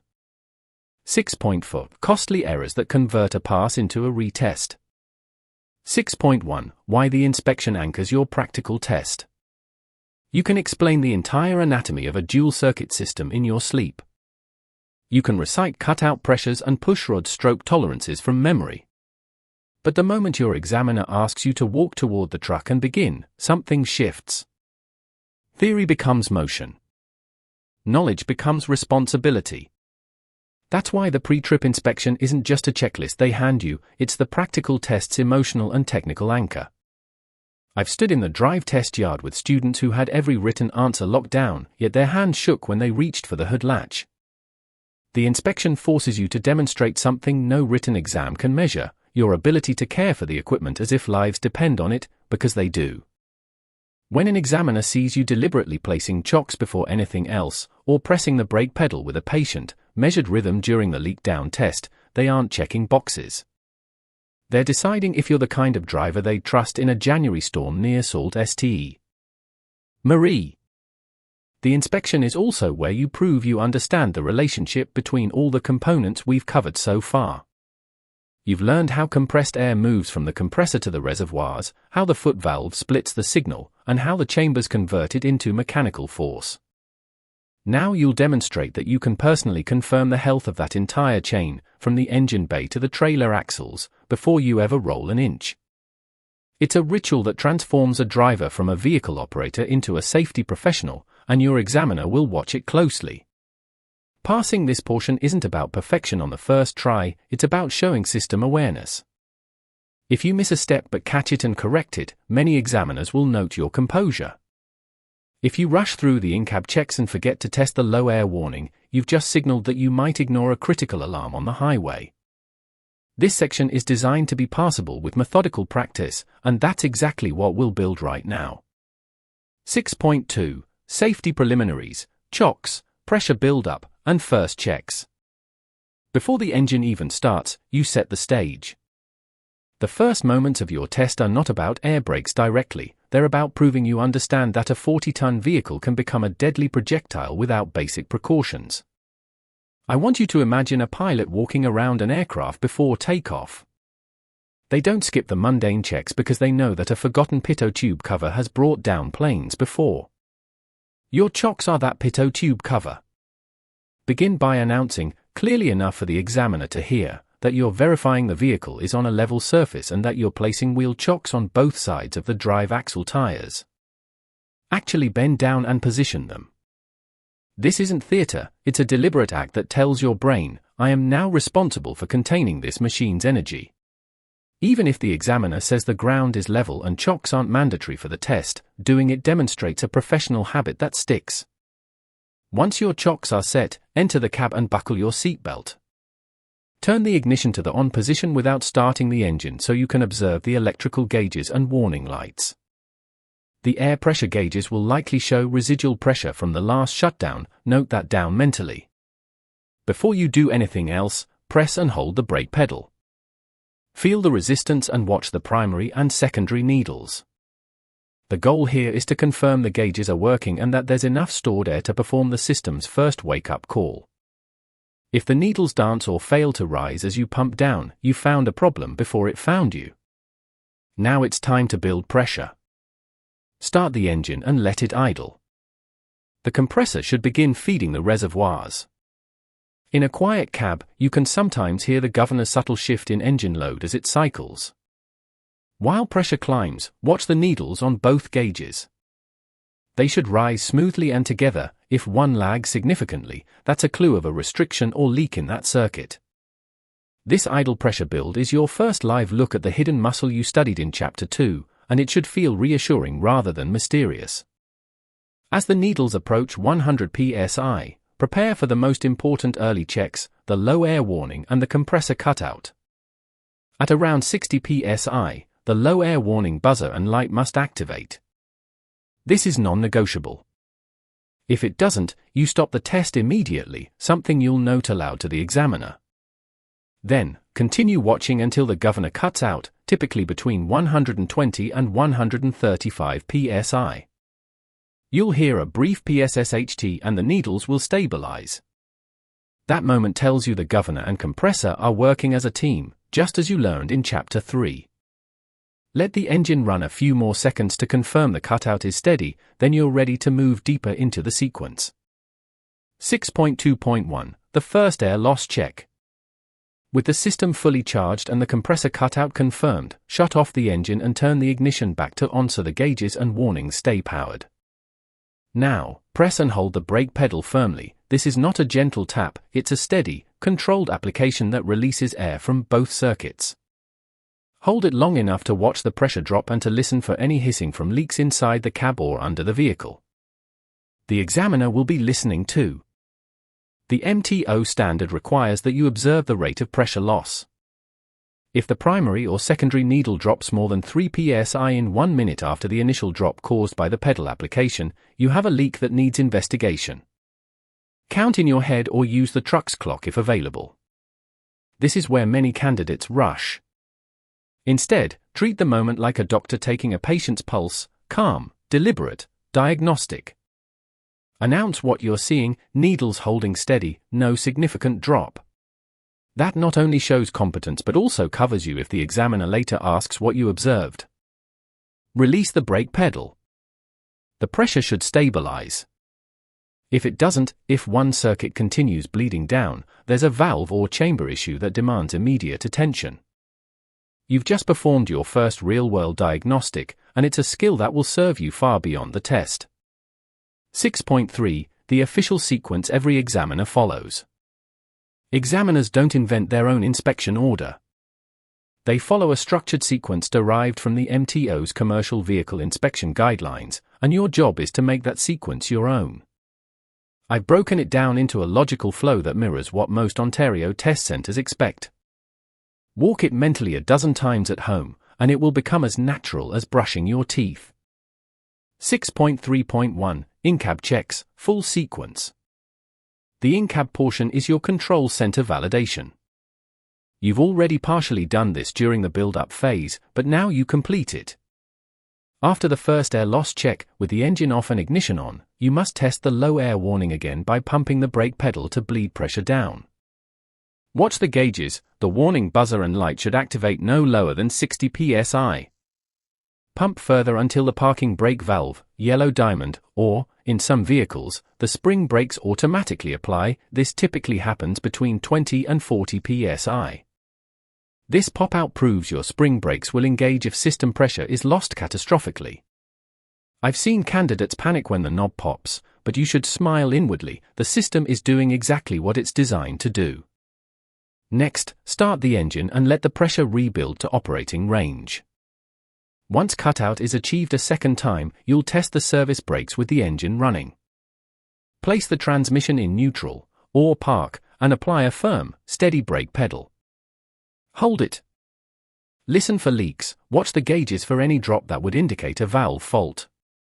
Then, release and apply a second time just to be thorough. I tell my students, imagine you're squeezing a lemon, firm, steady pressure, no jerky movements. After the service brake test, test your parking brake by attempting to move the vehicle slightly with the parking brake applied. In an automatic transmission, shift to drive and gently apply a little throttle. The vehicle should not move. In a manual transmission, release the clutch slowly with the parking brake on and feel for resistance. This step is often glossed over, but it's the final proof that your spring brakes can hold the vehicle stationary on any grade. Finally, check all your secondary items, horn, windshield wipers, defroster, if required for weather, mirrors, lights, and that the steering wheel has no excessive free play. These aren't brake system checks, but they're part of the overall vehicle inspection the examiner will observe. When you methodically touch each control and state, horn functioning, wipers operational, mirrors adjusted, you radiate competence. 6.3.2. Exterior walk-around, air brake components. Now you step outside. This is where the theory of chapters 4 and 5 becomes physical. The examiner will follow you, but they won't prompt you, so you must speak through every step. Begin at the driver's door and work clockwise around the vehicle, or follow a logical path that ensures you don't miss any axle. I recommend starting at the front for the compressor and conditioning components, then moving along the frame rails to the tanks and valves, ending at the rear axles and brake chambers. Compressor and air lines. Open the hood and locate the compressor. Point to it and state that it is securely mounted, with no cracks in its housing or mounting brackets. Trace the discharge line from the compressor to the first air dryer or reservoir. Look for chafing, kinks, or oil weeping. The line should be tightly connected and free of abrasion. If your vehicle has an air dryer, note that it's mounted properly, the purge valve underneath is not damaged, and there's no excessive oil mist around it. Excessive oil can indicate compressor wear. Follow the nylon or copper lines as they branch out. The examiner wants to see that you understand what each line does. You don't need to recite part numbers, but you can say, this is the supply line from the governor to the compressor unloader port, and this one feeds the primary reservoir. That level of detail shows you've internalized Chapter 5's lessons on the dual circuit layout. Reservoirs, wet tank, primary, secondary. Move to the frame-mounted air tanks. Identify the wet tank, usually the first tank after the compressor, and explain that you're checking for cracks, rust, and secure mounting bands. Manually attempt to wiggle the tank, it shouldn't move. Drain a small amount of moisture from the wet tank's petcock, capture a little in a cup if you can, but even cracking it open momentarily demonstrates you know water and oil must be purged. Then move to the primary and secondary tanks and perform the same visual check. If the tanks are plumbed with automatic drain valves, point that out and state they appear functional. This is also the moment to locate and identify the one-way check valves you studied earlier. Touch the inlets where the air lines enter the tanks and explain that these valves prevent air from flowing back toward the compressor, preserving circuit integrity. A simple check valve present and not leaking will suffice. Brake chambers, pushrods, and slack adjusters. Approach the steer axle first, then the drive axles, then any trailer axles if you're in a combination vehicle. For each wheel end, kneel down and bring your flashlight. Grab the pushrod and attempt to pull it out of the brake chamber by hand. It should extend no more than about 3/4 to 1 inch, refer to the manufacturer's spec, typically 3/4 to 1 for clamp-type chambers. Use a ruler or your calibrated eye. I tell my students to visualize a thumb's width. If the rod moves more, the slack adjuster may be out of adjustment. Now inspect the slack adjuster itself. Check that the clevis pin and cotter pin are in place and not worn. Look at the adjustment mechanism, manual or automatic, and state which it is. For manual slack adjusters, note that you would need to check adjustment with a wrench, but for the test, visual verification of no obvious overstroke is the goal. For automatic slack adjusters, confirm that the control arm is attached and there's no binding. Figure, with light background and high contrast, create image in landscape orientation best describe and represents the flowing. Make sure it is accurate and there is no repetition. Extra detailed AI-ready prompt for AI-generated diagram showing a close-up of a truck drive axle brake chamber with the pushrod extended to the maximum allowable stroke.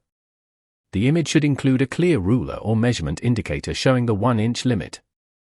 Label the brake chamber body, pushrod, clevis, slack adjuster arm, and the S-cam shaft entering the back of the brake drum. The background should be a soft focus undercarriage view with subdued lighting, highlighting the components. Show a hand pulling the pushrod outward to demonstrate the inspection technique. The style is realistic technical illustration with clean lines, using a color palette of industrial grays, blue grays, and safety green for the measurement zone. Walk the examiner through your reasoning. Pushrod stroke is within limits, clevis pin intact, cotter pin spread, slack adjuster moves freely and is an automatic type. No visible damage to the chamber. Then move to the next wheel end. By the time you finish, you'll have demonstrated the kind of intimate knowledge that separates a candidate from a future colleague. Foundation brakes, linings, and rotors drum. While you're at each wheel, check the condition of the foundation brake components.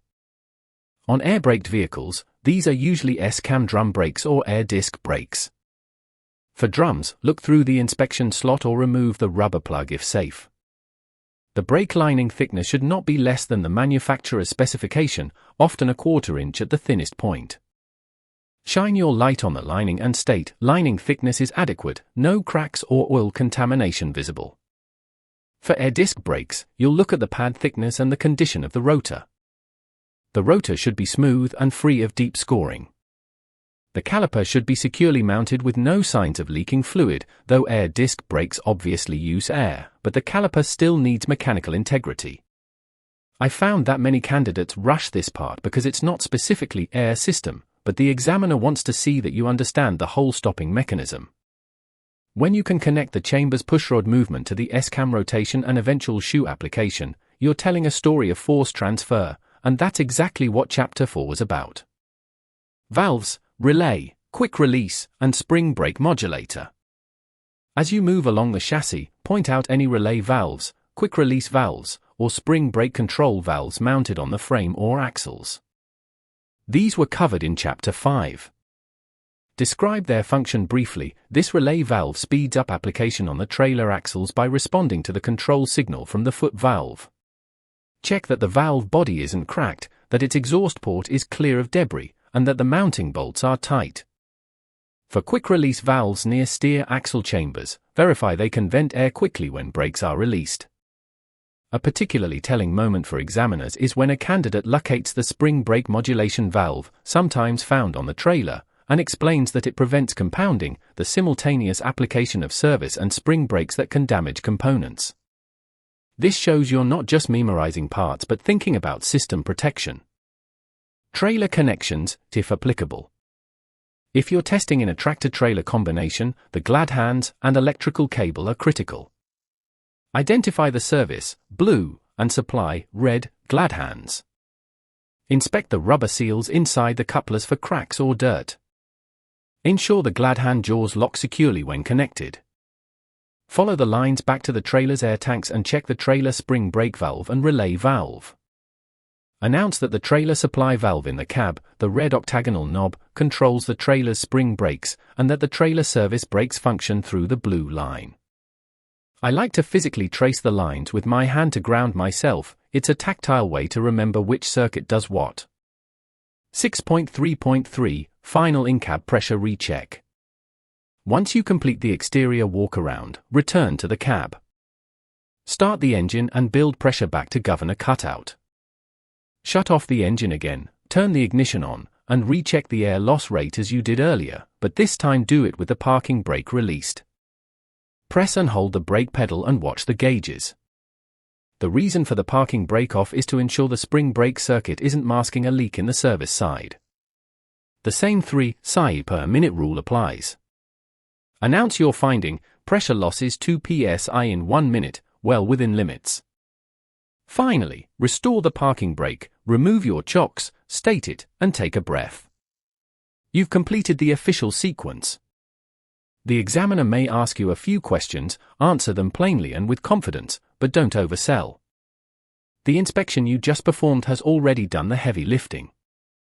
6.4 Costly errors that convert a pass into a retest. I've recorded the most common reasons candidates fail the practical air brake inspection, not from guesswork, but from years of debriefing students who didn't make it on the first try. These mistakes rarely involve a lack of knowledge, they're nearly always about procedure and mindset. Avoid them, and you'll walk out with a pass sheet. Forgetting the low air warning test early on.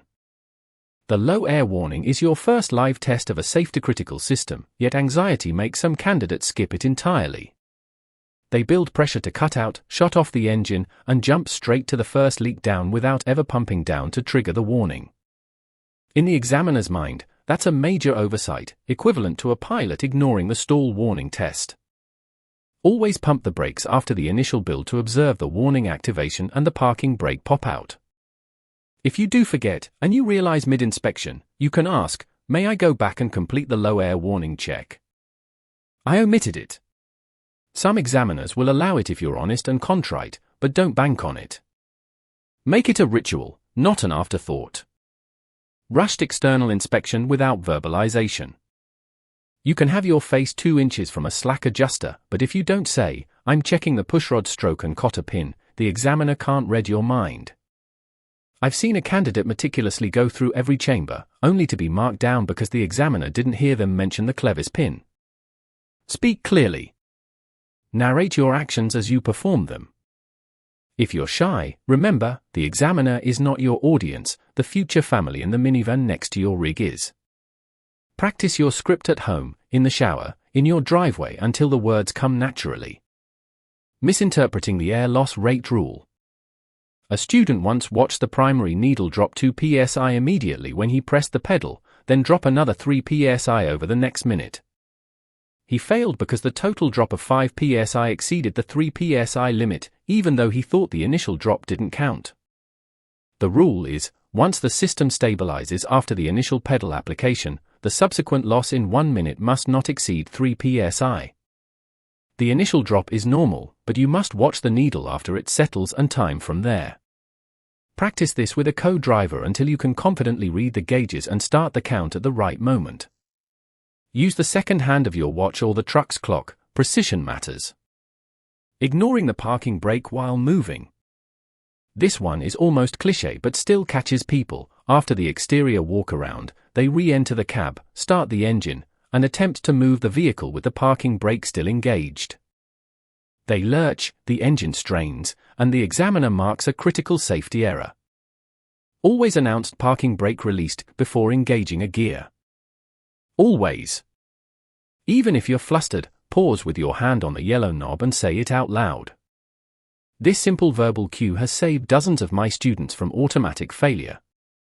Incomplete trailer circuit check for combination vehicles. If you're testing for an AZ license, the trailer air system isn't optional. Some drivers check the tractor thoroughly but barely glance at the trailer. A missing or damaged glad hand seal, a kinked service line, or a trailer relay valve exhaust port blocked by mud, these are all critical fails if missed. Walk to the trailer and treat it with the same reverence you gave the tractor. Touch the relay valve. Trace the lines back.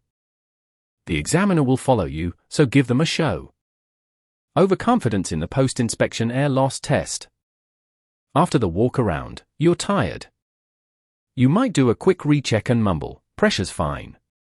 But if the parking brake was still applied during that final air loss test, you haven't actually tested the service circuit under dynamic conditions. The MTO requires the parking brake to be released for the final pressure drop test. I've seen a candidate pass everything else, then fail because they forgot this detail. As you sit back in the cab, repeat to yourself, "Parking brake released, service brake held, 1 minute count." It's the last hurdle, clear it with focus. Failing to connect the theory to the physical component.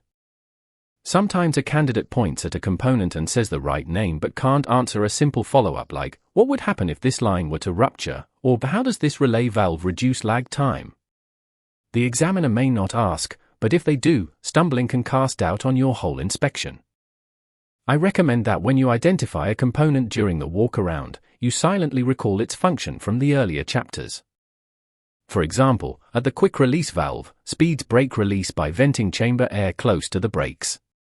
That mental pairing deepens your performance and arms you for any question.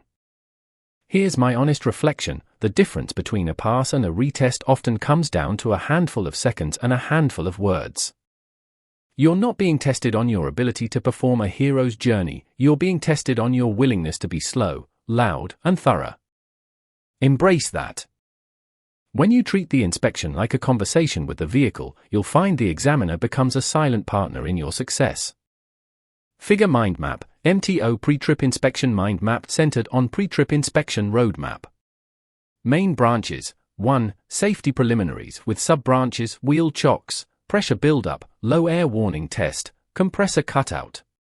2. In-cab checks with sub-branches: air loss rate, 3 psi per minute, low air warning retest, spring brake pop-out, service brake hold, parking brake test, secondary controls, horn, wipers. 3. Exterior walk-around, air components, with sub-branches: compressor and lines, air dryer, reservoirs, wet, primary, secondary, and drains, check valves, brake chambers and pushrod stroke measurement, slack adjusters, manual automatic, foundation brakes, lining her drums rotors, valves, relay, quick release, spring brake modulator, trailer connections, glad hands, lines. For costly errors with sub-branches: skipping low air warning, not verbalizing actions, misreading air loss rate, moving with parking brake on, neglecting trailer inspection, parking brake applied during final leak test, lack of component function knowledge. Branch connections link in-cab checks to the exterior walk-around via final air loss recheck with parking brake released. The visual style uses clean lines, blue and gray industrial tones, with red for critical failure points. The central node is a stylized truck cab silhouette. High contrast, landscape orientation, designed for educational use. Chapter 7, In-Cab Precision, Scripts for the Internal Air Brake Check. Sections. 7.1, Speaking the steps with calm authority. 7.2, Static leakage test, applied and released scenarios. 7.3, governor cutout and cut-in demonstration. 7.4 Low air warning, buzzer, and spring brake activation. The examiner slides into the passenger seat, clipboard balanced on one knee, and the cab suddenly feels smaller than it did 10 minutes ago. Your hands rest on the wheel, your boots find the pedals, and the instrument panel glows with quiet expectation. This is the moment where theory meets soundtrack, where the knowledge you've stacked in chapters 2 through 6 finds its voice. I've watched hundreds of students cross this threshold. The ones who pass with flying colors aren't always the ones who memorized every cutout pressure down to the decimal. They're the drivers who learn to narrate their inspection like a professional pilot running through a cockpit flow. They speak with what I call calm authority. The words become a rhythm, a steady, audible conversation between you, the truck, and the person holding the clipboard. This chapter hands you that rhythm. We'll build scripts that transform the in-cab air brake check from a nerve-wracking recital into a confident demonstration of mastery. You'll learn exactly how to verbalize the static leakage test, the governor dance, and the low air warning sequence so that the examiner hears competence before you even finish the first gauge check. 7.1 Speaking the steps with calm authority. There's a particular tone that inspectors trust immediately. It's not loud, not rushed, and never apologetic. It's the sound of someone who knows what they're looking at and welcomes the oversight. That tone comes from a simple shift: you stop reporting to the examiner and start guiding a walkthrough with them. When you verbalize each action, you accomplish 3 things at once. You prove you understand the why behind the step, you keep your own brain on track, and you feed the examiner exactly what they need to tick off on their sheet. The script becomes a safety net that catches you before you skip a critical button or valve. Think of your verbal flow as a sequence of 3-part cues: what I'm doing, what I expect to see, and what it means. For example, building pressure to governor cutout, expecting a clean stop between 120 and 135 pounds per square inch that confirms the governor's upper set point. It's declarative, precise, and impossible to misinterpret. I often suggest marking the rhythm with a short personal anchor.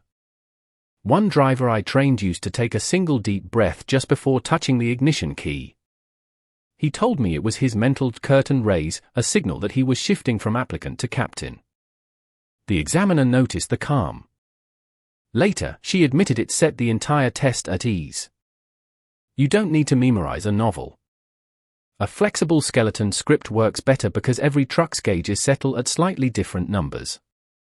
Build a mental framework, then let the live readings fill in the blanks. Here's the core architecture I give my students. Action, expected behavior, actual reading, significance. Practice that sequence aloud in a parked truck a dozen times. Let your ears learn the sound of your professional voice. By test day, the words will arrive naturally, and the examiner will witness a driver who's already operating like a seasoned pro. Figure, with light background and high contrast, create image in landscape orientation best describe and represents the flowing. Make sure it is accurate and there is no repetition.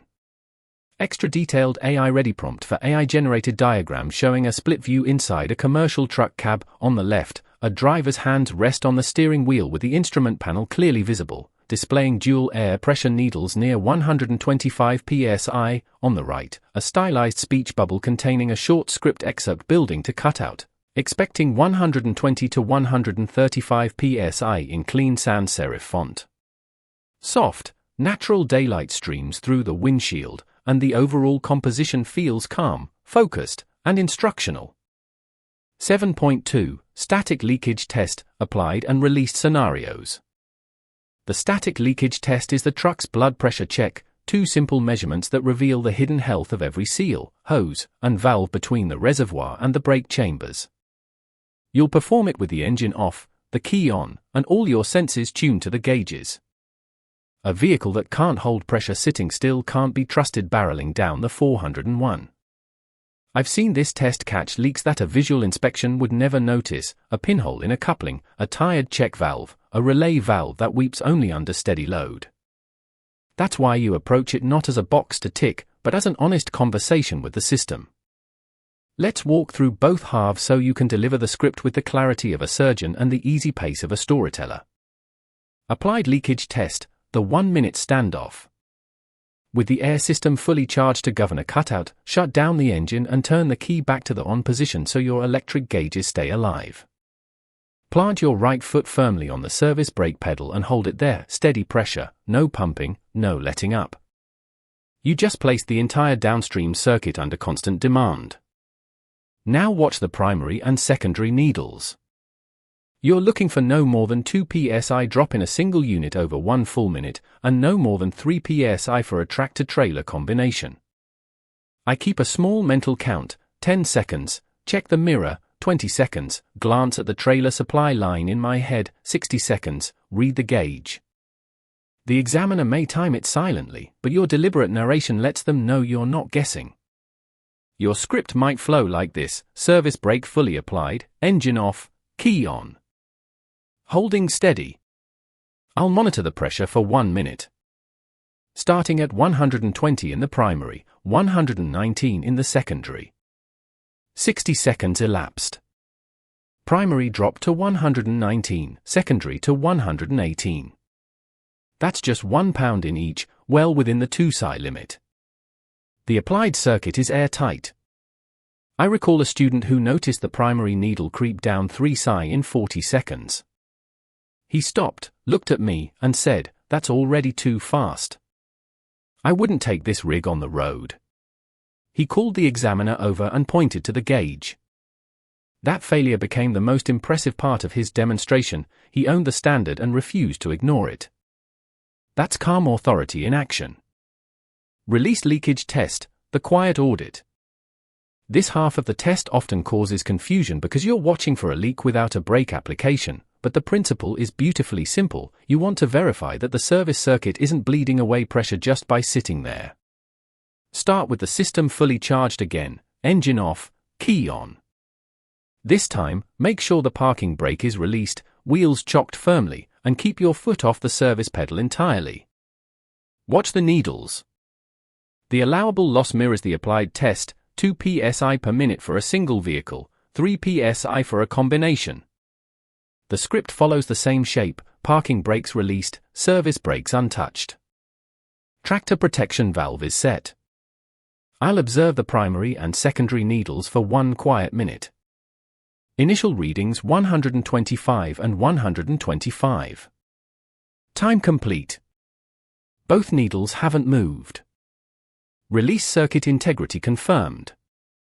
If you notice a slow, even drop in only one circuit, your mind should already be filing that away, perhaps a relay valve piston resting just clear of its seat. You don't need to diagnose it on the spot, but you do need to announce it. I'm seeing a 2.5 psi drop in the secondary circuit over 60 seconds. That's outside the acceptable threshold. This vehicle fails the static leakage test. Those words, spoken without drama, can save a life down the road. 7.3 Governor cutout and cut-in demonstration. Figure, with light background and high contrast, create image in landscape orientation best describe and represents the flowing. Make sure it is accurate and there is no repetition. Extra detailed AI-ready prompt for AI-generated diagram showing a close-up of a dual-needle air pressure gauge next to a large digital stopwatch showing 60 seconds. A transparent ghost foot presses the service brake pedal in the background, while one needle shows a minimal drop from 120 to 118. Layered text annotations read applied, less than or equal to 2 psi per minute, single, and released, less than or equal to 2 psi per minute, single, in clean instructional typography. The scene is lit by soft dashboard glow with high contrast to keep numbers legible. By now, you've confirmed the system holds pressure. Next, you'll prove the compressor knows when to rest and when to wake up. The governor is the brain that guards this cycle, and your job is to show the examiner you can read its decisions in real time. If you've absorbed Chapter 3, you already recognize cutout as the upper pressure where the governor sends the compressor into an unloaded idle, and cut-in as the lower trigger that calls it back to work. The in-cab demonstration makes those concepts tangible. You'll watch the needles climb, hear the compressor exhale its last loaded stroke, then deliberately lower system pressure until the governor invites the compressor back to the party. Start with the engine running and the air already near the cutout zone. Turn off any unnecessary accessories so the build is clean. Your eyes stay on the primary gauge. When the needle halts and wavers, often accompanied by a faint metallic sigh or a quick spit from the air dryer, you've hit cutout. Announce the number clearly. Governor cutout at 127 psi. That's within the 120 to 135 specification. Now, with the engine still running, begin fanning the service brake pedal in short, deliberate jabs. This bleeds air faster than a steady leak, but you control the pace. Watch the needle descend. Somewhere between 20 and 25 pounds below cutout, the governor should command the compressor to load again. You'll notice the needle stop dropping and start climbing, and you might feel a subtle change in engine note. Pressure falling, now at 105, and I'm seeing the needle begin to rise. Governor cut-in is 105 psi, that's a healthy 22-pound spread. I've worked with a driver whose compressor wouldn't cut back in until the tank dropped to 85 pounds, a sluggish governor that would have stranded him on a long grade with fading pressure. He caught it during this exact sequence. The examiner watched him frown, retest, and then calmly declare, "This cut-in is out of spec. The reserve pressure margin is compromised." It's not about perfection, it's about demonstrating you know what right looks like and what wrong feels like. 7.4 Low air warning, buzzer, and spring brake activation. This is the safety net test, the portion of the script that proves the truck will scream for your attention before things get desperate, and then physically lock down if you can't respond. Low air warning devices and spring brake activation are your truck's last two lines of defense. When you perform this check, you're showing the examiner that you know how those defenses should behave, and that you'd never ignore them. Begin with the engine off and the key on, after the static leakage tests have confirmed a tight system. Now you'll deliberately pump the brake pedal to reduce reservoir pressure. The tempo is a relaxed cadence, 2 or 3 seconds between strokes, because hammering the pedal too fast can give you a false early warning or, worse, confuse the sequence. Keep your eyes on the pressure gauges and your ears tuned for 2 cues, a bright warning light and a harsh buzzer.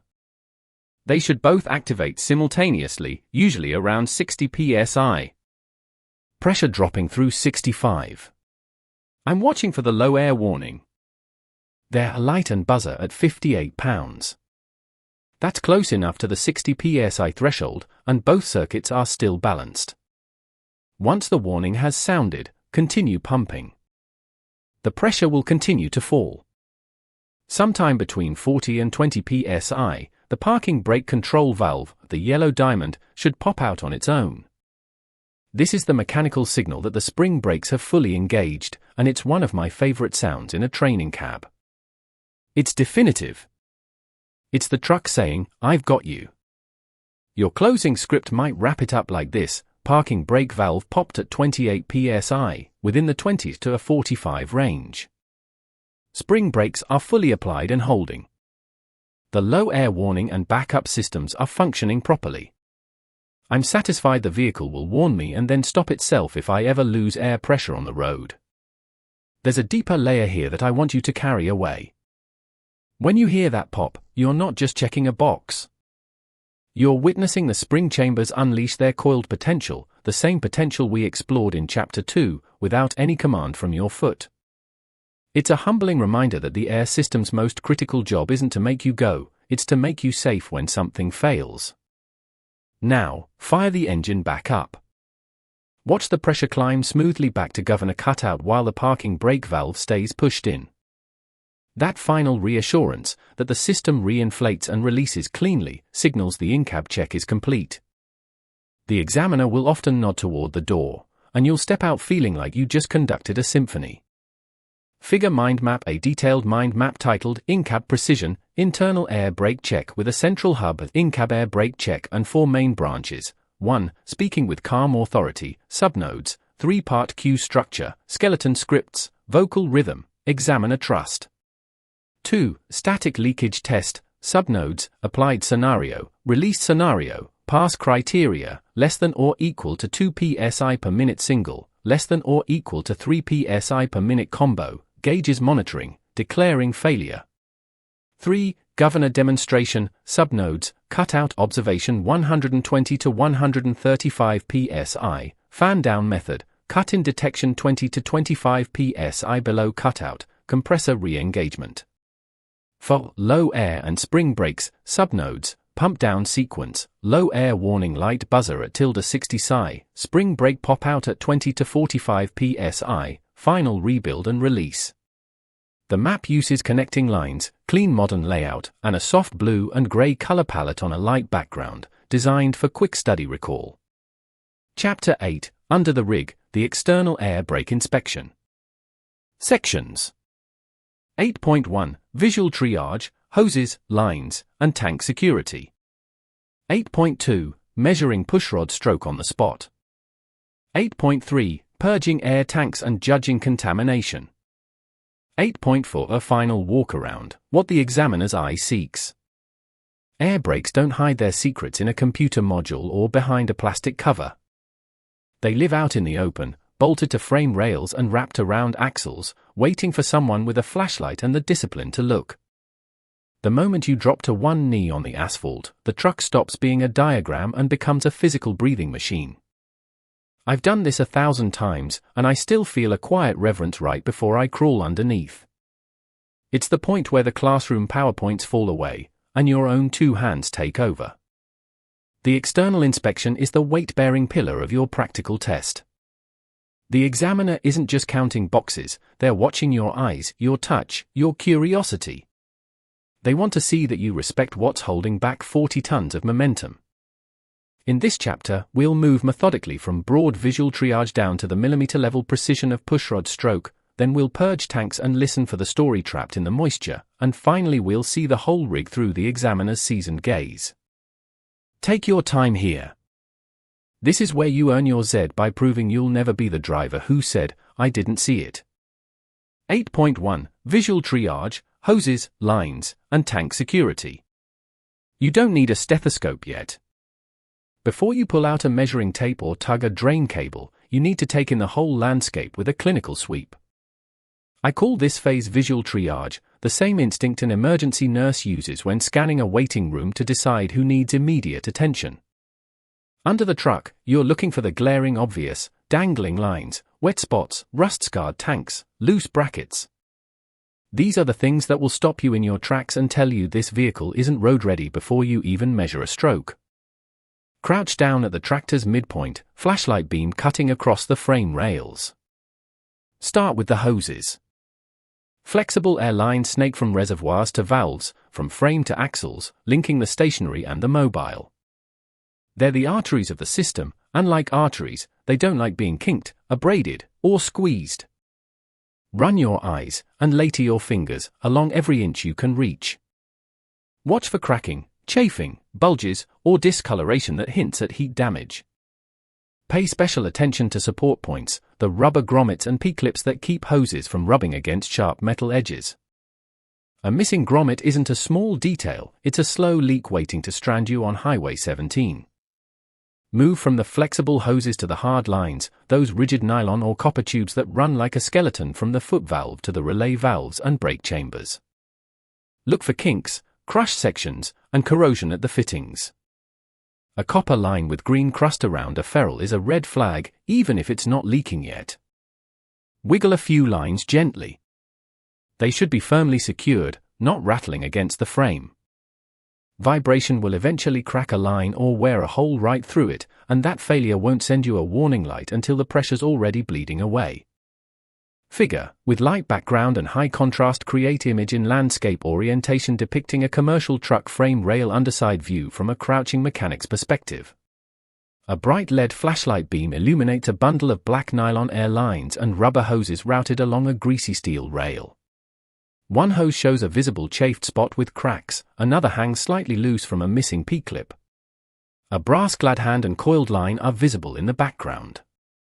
Stylize as a realistic technical illustration with labeling arrows pointing to chafing, support clip, and glad hand. Lighting is dramatic but clear, emphasizing the flashlight beam, with high contrast against the dark undercarriage. No human figure, but the perspective suggests an inspector's viewpoint. Now shift your gaze upward and forward to the air tanks, the reservoirs. They hang under the frame like steel bellies, often 2 or 3 of them, each with its own drain valve.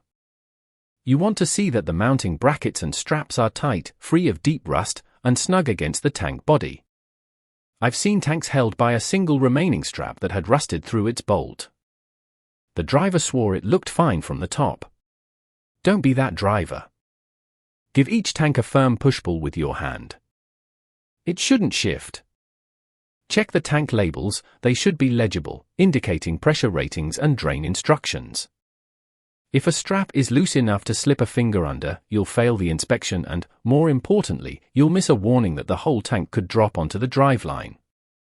During visual triage, you're building a mental map of what needs a closer look later.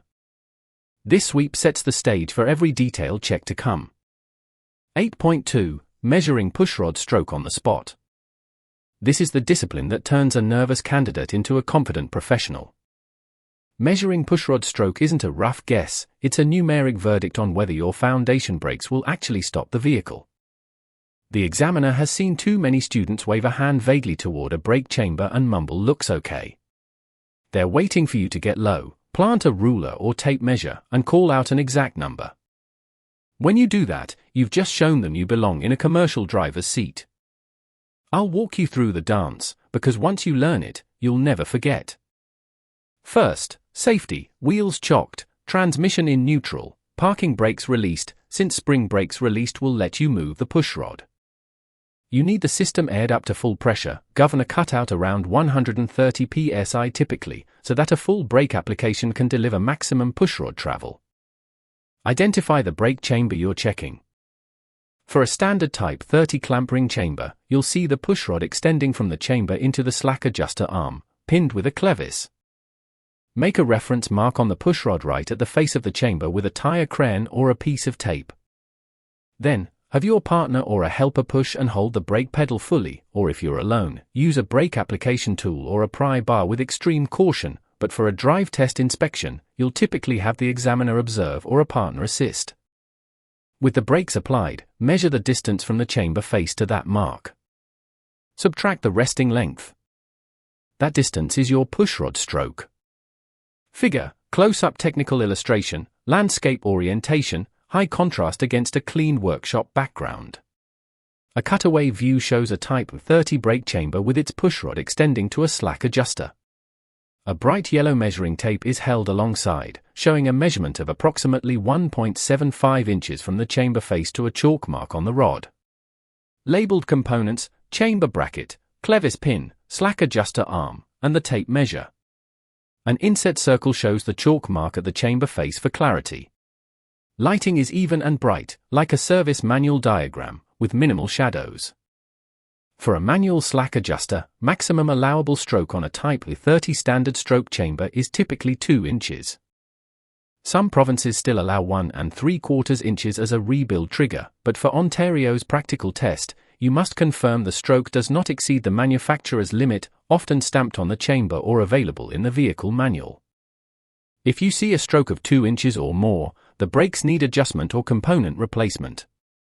That's a failure. Automatic slack adjusters have slightly different limits, but the measurement method is identical, they just maintain adjustment internally. You still check them. I recommend measuring a couple of chambers on different axles, the examiner loves to see consistency. And always check both sides of the same axle, uneven stroke between left and right can signal a mechanical bind or a lazy slack adjuster. Your posture matters. Don't stretch awkwardly from the outer wheel, slide in under the chassis with your safety glasses on and your flashlight steady. Announce each measurement aloud, pushrod stroke at the drive axle left side, 1 5/8 inches, within tolerance. This narration is pure gold. It shows you're not just turning a crank, you're interpreting data. If you find a slack adjuster that's angled strangely or a clevis pin missing its cotter pin, note it immediately. The external inspection isn't a performance, it's a conversation with the machine, and right now it's telling you exactly how healthy its stopping power is. Common chamber types and approximate stroke limits. Chamber type actuator style typical max stroke and manual slack. Note, always defer to the stamp on the chamber or OEM spec. This table reflects common CVSA out-of-service criteria alignment with Ontario MTO practice. 8.3. Purging air tanks and judging contamination. You've inspected the tanks from the outside, now it's time to look inside without cutting steel. Purging the air tanks is like checking a person's hydration. What comes out tells you a lot about the system's internal health and the maintenance habits of the last person who drove this truck. The examiner is expecting you to operate the drain valve deliberately, collect a sample, and interpret what you see. There's no skipping this step, and frankly, it's one of my favorites because it puts you in direct contact with the consequences of physics. Locate the drain valve on the first reservoir, usually a quarter-turn petcock or a pull-cord lanyard that actuates a spring-loaded drain. If it's a lanyard, give it a sharp, brief tug while keeping your face out of the blast zone. The escaping air will roar and spit. Catch a small amount of discharge on a clean rag or a piece of cardboard. Close the valve. What do you see? A faint mist of moisture is normal, especially on a humid day. Even a few droplets of water are acceptable, but more than a tablespoon from a single tank after a full pressure cycle suggests the air dryer or desiccant cartridge isn't doing its job. In winter, that water becomes a plug of ice in the valve. I've seen a driver with a frozen glad hand spend an hour with a heat gun because nobody purged the trailer tanks the night before. Figure, bright, clean background showing a hand wearing mechanic's gloves pulling a yellow drain cord on an underframe air tank. A jet of compressed air and small water droplets are spraying onto a white absorbent cloth held below. The cloth shows a few damp spots but no oily residue. An inset circle shows a close-up of a contaminated cloth with dark oily emulsion for comparison. Labels indicate normal moisture and contaminated oil emulsion. The scene is well lit, instructional, with a blue steel tank and brass drain valve visible. Oil contamination is a bigger alarm. If the discharge leaves a dark brown or black oily film on the rag, you're likely seeing compressor oil carryover. That means piston rings or seals are worn, or the compressor is overheating. You might even smell a slight diesel-tinged odor. That's not a maybe later item, it warrants a note to the shop and a discussion with the examiner about the potential for valve contamination downstream. Saturated sludge points to a complete breakdown of the air dryer's filtration. Every valve and modulator in the system could be gummed up.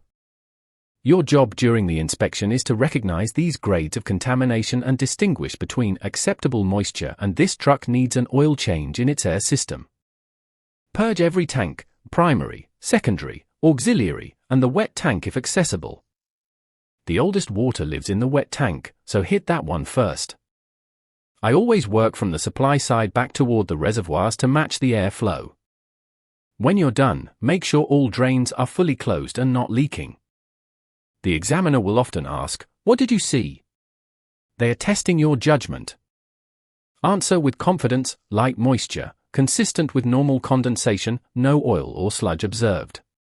Or, I found milky emulsion from the wet tank, suggesting water is getting past the dryer. I'd recommend servicing the desiccant and retesting.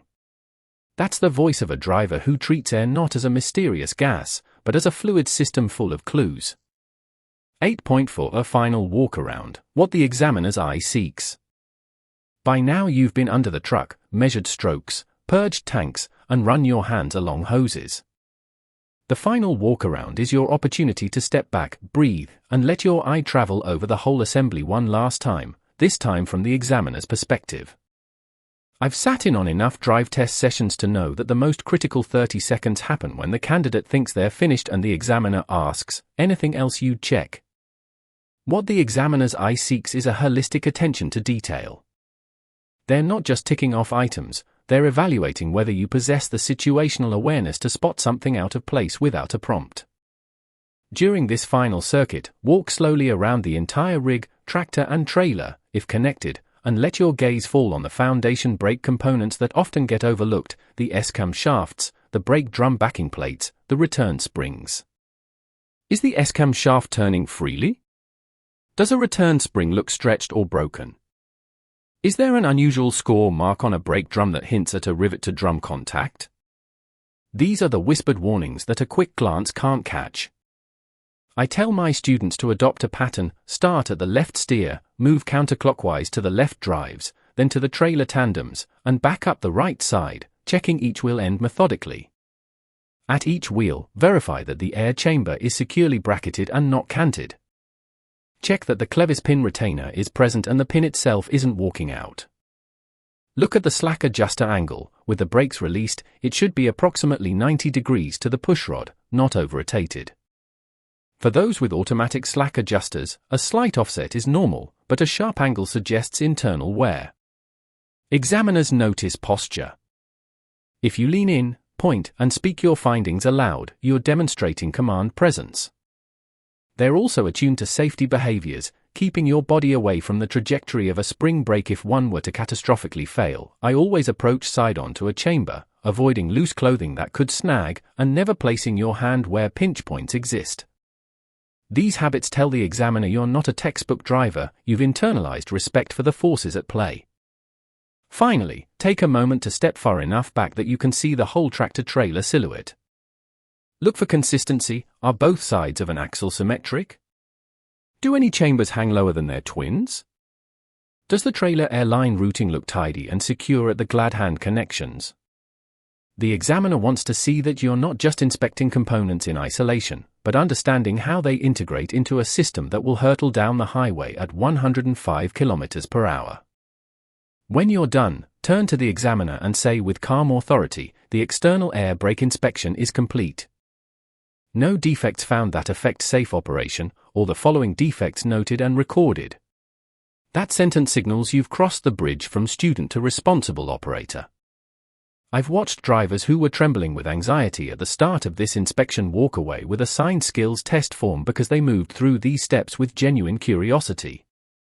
Treat the underrig inspection not as a hoop to jump through, but as your ritual of connection with the machine you command.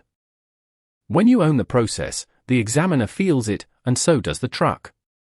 Figure Mind Map, a detailed mind map titled Chapter 8, Under the Rig, External Air Brake Inspection. Central Node, External Air Brake Inspection.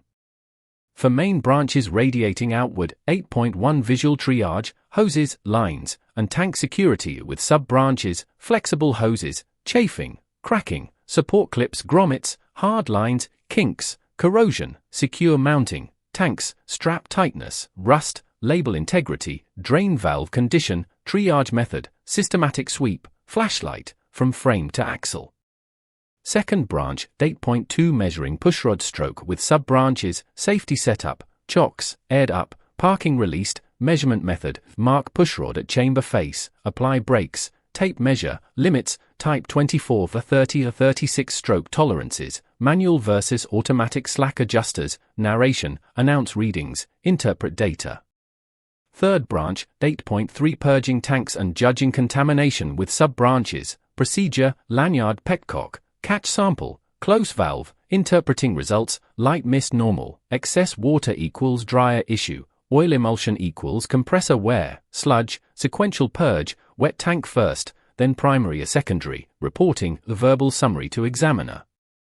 Fourth branch, date point for final walk around, examiner's eye with sub-branches, holistic sweep, S-cam, return springs, drums, backing plates, systematic pattern, left steer counterclockwise, chamber and slack check, bracket secure, clevis pin to cotter, slack angle, safety behaviors, body positioning, pinch points, final declaration, completion statement.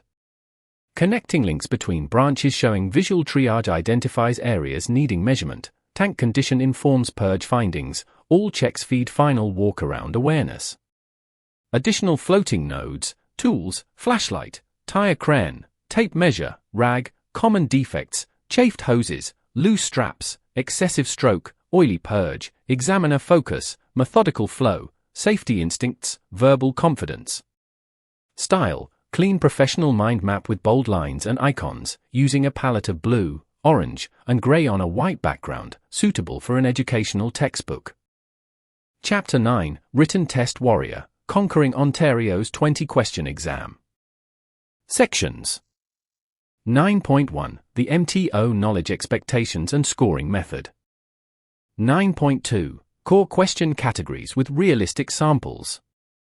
9.3 Traps and distractors that catch unprepared writers. 9.4 20-question rapid-fire drill with guided explanations. 9.1 The MTO knowledge expectations and scoring method. The written test is the quietest battlefield you'll ever face. No roaring engine, no squeal of brakes, just you, a screen, and 20 questions that demand the kind of thinking no amount of memorization alone can satisfy. I've sat with hundreds of drivers while they prepared for this moment, and the ones who walked out with a pass slip in their hand weren't trivia champions. They were the ones who treated the test like a mental pre-trip, methodical, honest, and grounded in the why behind every part of the system. Ontario's Z endorsement written exam is a 20-question, multiple-choice assessment drawn directly from the MTO's air brake curriculum. You need at least 16 correct answers, a clean 80%, to pass. The test is closed book, taken at a DriveTest center, and typically administered on a computer.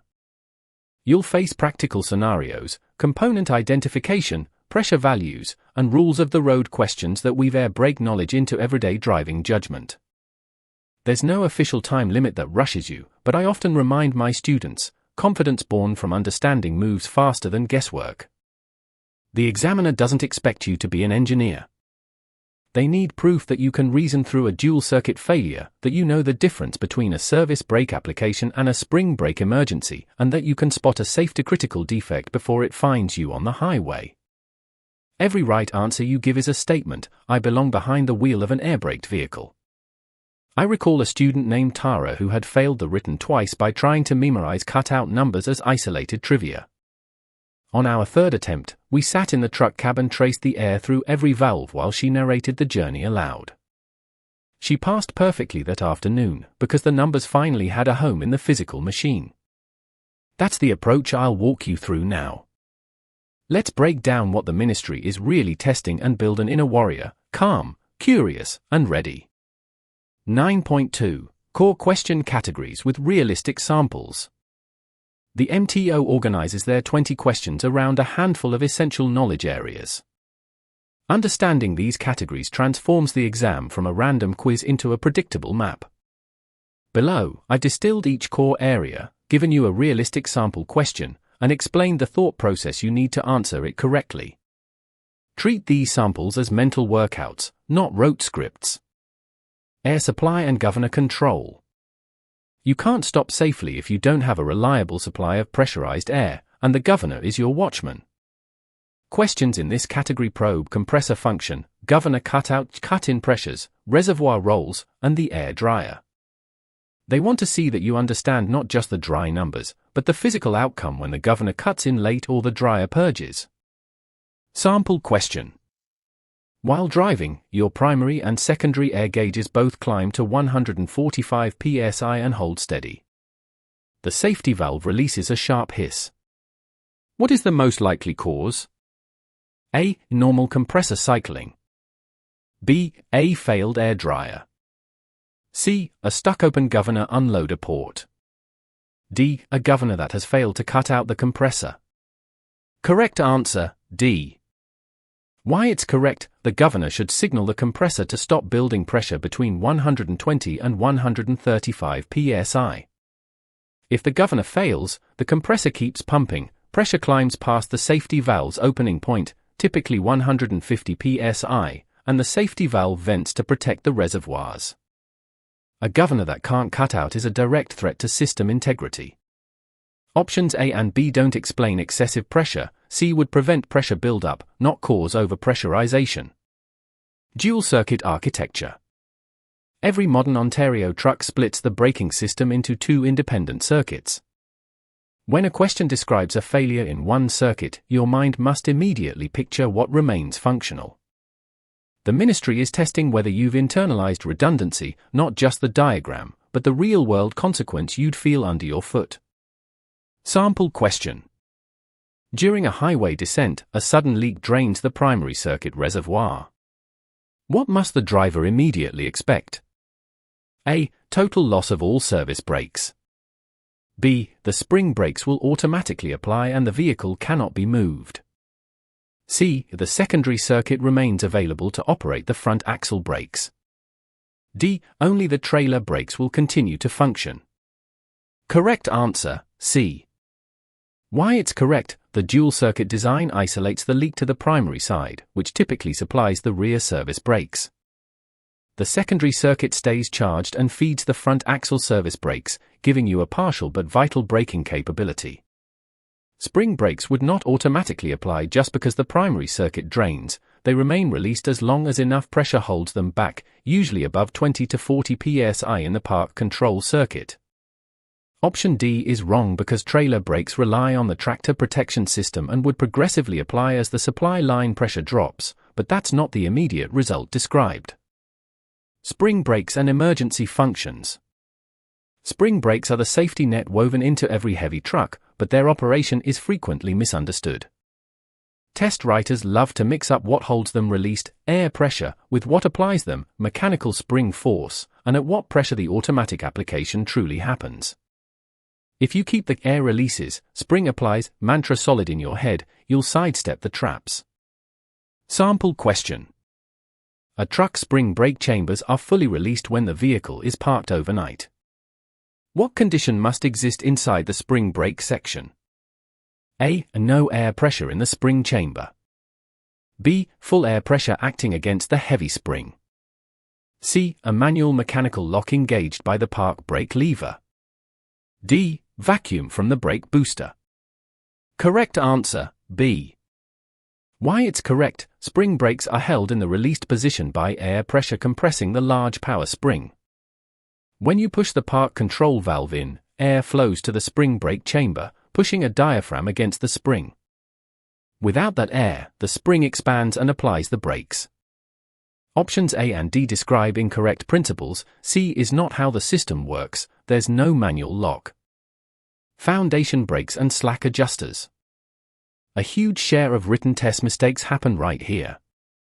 Candidates memorize a pushrod stroke number but forget the context, manual versus automatic slack adjuster, chamber type, or the procedure to measure.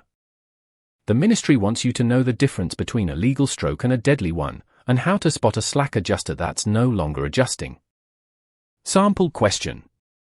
You measure pushrod travel on a Type 30 brake chamber with a manual slack adjuster. What is the maximum allowable stroke before the brake must be taken out of service? A. 1.5 inches. B. 2.0 inches. C. 2.75 inches. D. 1 inch. Correct answer, B. Why it's correct, for a standard Type 30 chamber equipped with a manual slack adjuster, the MTO allows a maximum pushrod stroke of 2.0 inches. The 2.75-inch figure applies to automatic slack adjusters on the same chamber type. Memorizing a single number without the manual versus automatic qualifier opens the door to a costly error.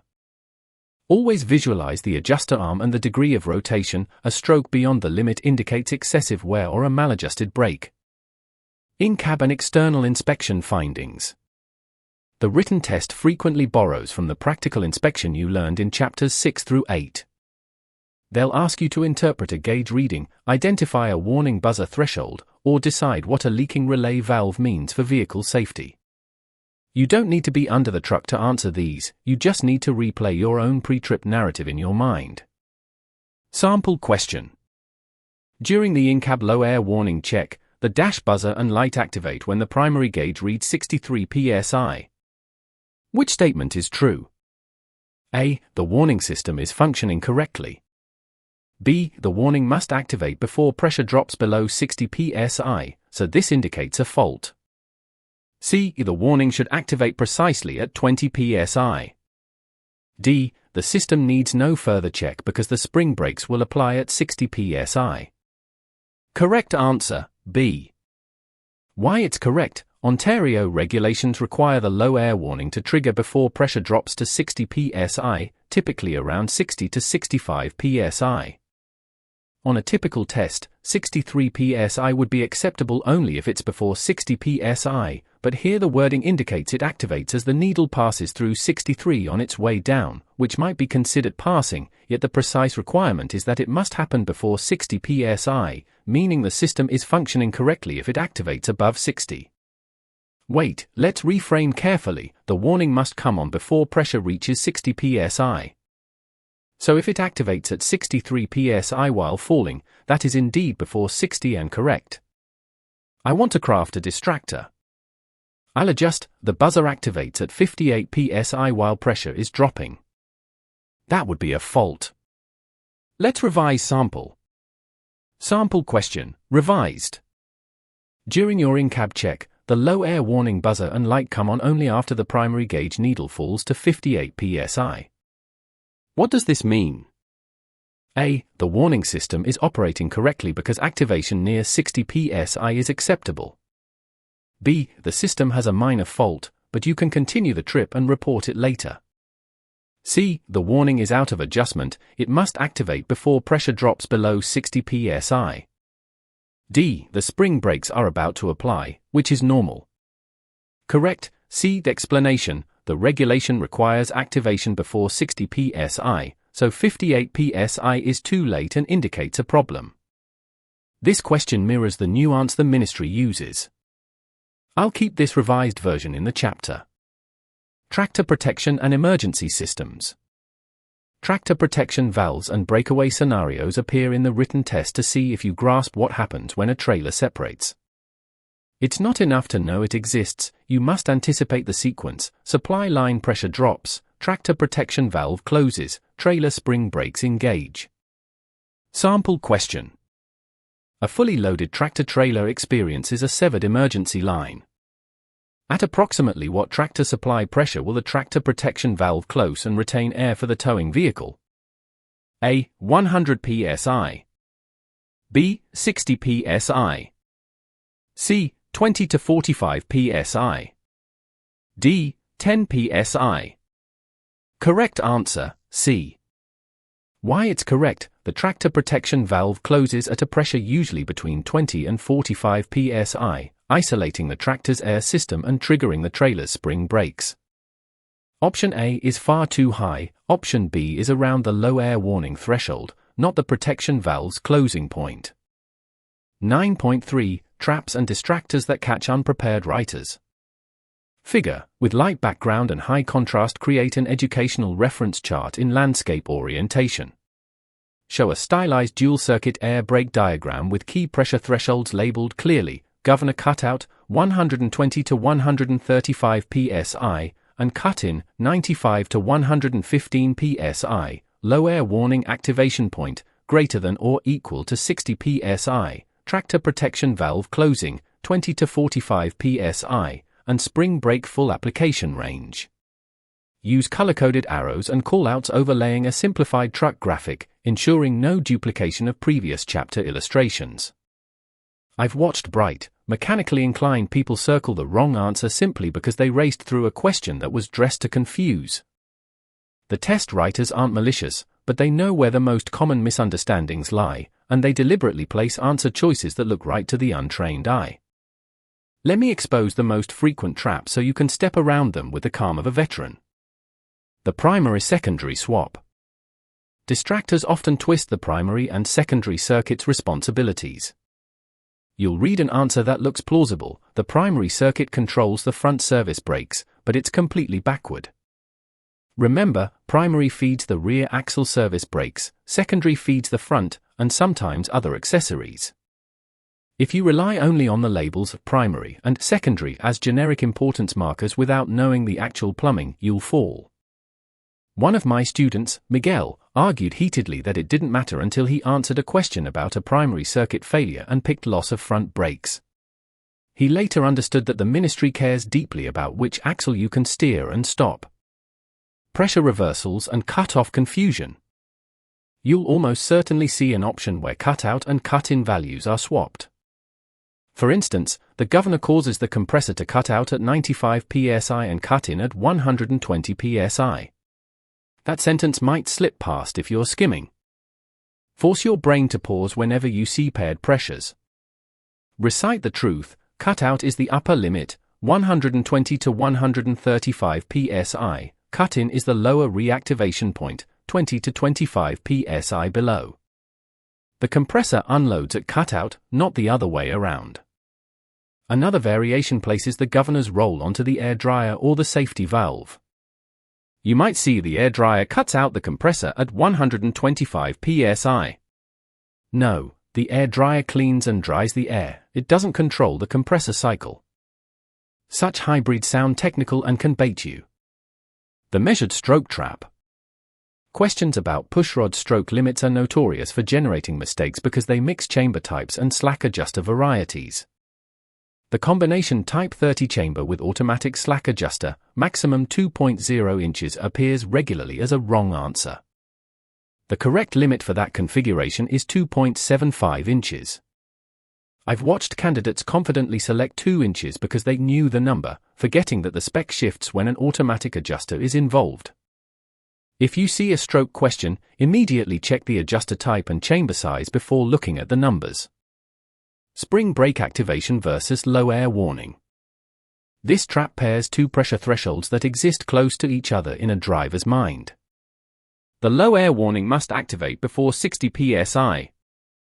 However, spring brakes typically begin to apply around 20 to 45 psi, and a full application may occur by 20 psi on many systems. A question might ask, at what pressure do the spring brakes automatically apply? The incorrect answer of 60 psi is included precisely because your brain will link any emergency air pressure drop to the warning buzzer you've heard so often. Keep these thresholds separate. The warning is your alert, the spring brake application is the mechanical consequence of near-total air loss. The air brakes are fail-safe myth.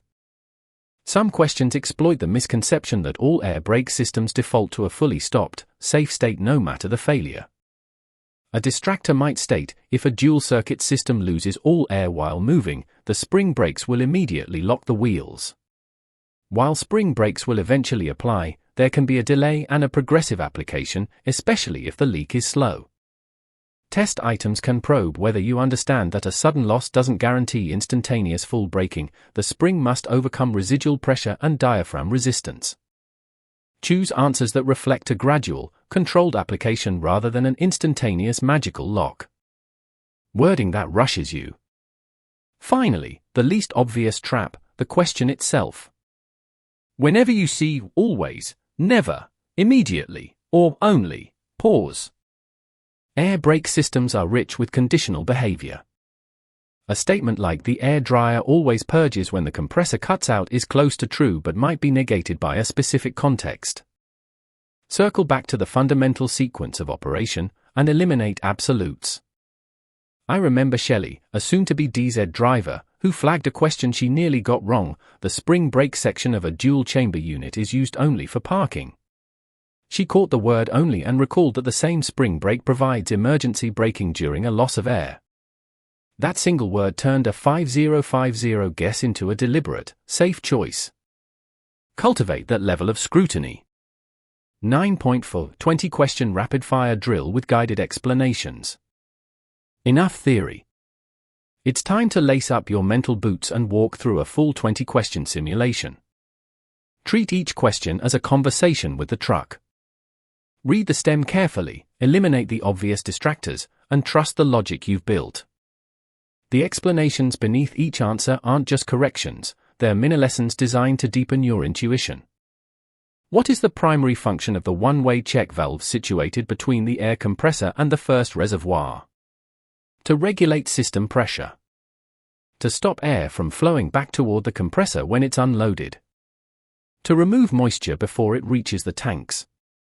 To supply air to the governor. Answer, B. Explanation, the check valve acts like a mechanical gate. When the compressor unloads and stops pumping, the valve prevents pressurized air in the reservoir from rushing back into the compressor head. Without it, the system could lose pressure and the compressor would have to work harder. Regulation is the governor's job, moisture removal belongs to the air dryer. The governor signals the compressor to return to the loaded, pumping phase when system pressure drops to approximately 120 to 135 psi. 20 to 25 psi below cutout pressure. 60 psi. 20 psi. Answer, B. Explanation, cut-in pressure is typically 20 to 25 psi lower than the cut-out setting. If cut-out is 125 psi, the compressor will load again around 100 to 105 psi. This hysteresis prevents rapid cycling. Option A is cut-out, C and D are unrelated warning and spring brake thresholds. During normal operation, air pressure is prevented from entering the spring brake chamber until the driver steps on the service brake pedal, pulls the park control valve out, releases the tractor protection valve, turns on the ignition. Answer B. Explanation: to apply the spring brakes for parking, you pull the yellow diamond-shaped valve out, exhausting the air that held the springs compressed. When the valve is pushed in, air flows to the spring chamber, releasing the brakes. Service brake application doesn't affect spring brake chamber pressure directly. Your low air warning buzzer fails to sound during the fan down check even as pressure drops to 50 psi. You should continue the trip and report it at the next scheduled maintenance. Pump the brake pedal rapidly to force the buzzer on. Mark the vehicle as out of service until the warning system is repaired. Rely on the spring brakes as a substitute warning. Answer C. Explanation: a non-functional low air warning is a critical defect. Without it, you may not receive the earliest alert of dropping air pressure. Regulations and safety require the vehicle to be placed out of service immediately. No temporary workaround is acceptable. A dual-circuit air brake system splits braking into two independent circuits primarily to reduce brake lag time on the trailer. Ensure that a single failure does not result in a complete loss of service brakes. Increase the force applied to the front brakes. Allow the spring brakes to release faster. Answer B. Explanation: redundancy is the heartbeat of dual-circuit design. If one circuit develops a catastrophic leak, the other circuit remains charged and can bring the vehicle to a controlled stop. The split isn't about speed or force, it's about survival. What is the maximum allowable pushrod stroke for a Type 30 brake chamber equipped with an automatic slack adjuster? 2.0 inches, 1.5 inches, 2.75 inches, 3.0 inches. Answer C. Explanation: automatic slack adjusters permit a slightly longer stroke before the brake is out of specification, 2.75 inches for a Type 30 chamber. The 2.0-inch limit applies to manual slack adjusters. Always check the adjuster type before picking the value. The foot valve, brake treadle, simultaneously delivers air to the primary and secondary circuits. If the secondary circuit delivery line ruptures while braking, what will the driver notice? The brake pedal will sink to the floor without resistance. Only the spring brakes will apply. The pedal will feel different, but the primary circuit brakes will still function. The primary circuit will also be disabled. Answer C. Explanation: the foot valve has separate internal chambers for primary and secondary. A rupture in the secondary line won't drain the primary side. The driver will likely feel a change in pedal height or firmness, but the primary circuit remains operational, powering the rear service brakes. After startup, the compressor builds pressure from 0 psi, and both system gauges rise together. This indicates that the wet tank is isolated from the system. The one-way check valves are functioning and all reservoirs are filling. The governor has failed. The low air warning system has been bypassed. Answer B. Explanation: during normal build-up, air flows through the compressor, past the check valve into the reservoirs, and both primary and secondary gauges mirror the rising pressure. This confirms that the supply circuit is intact and that check valves are holding.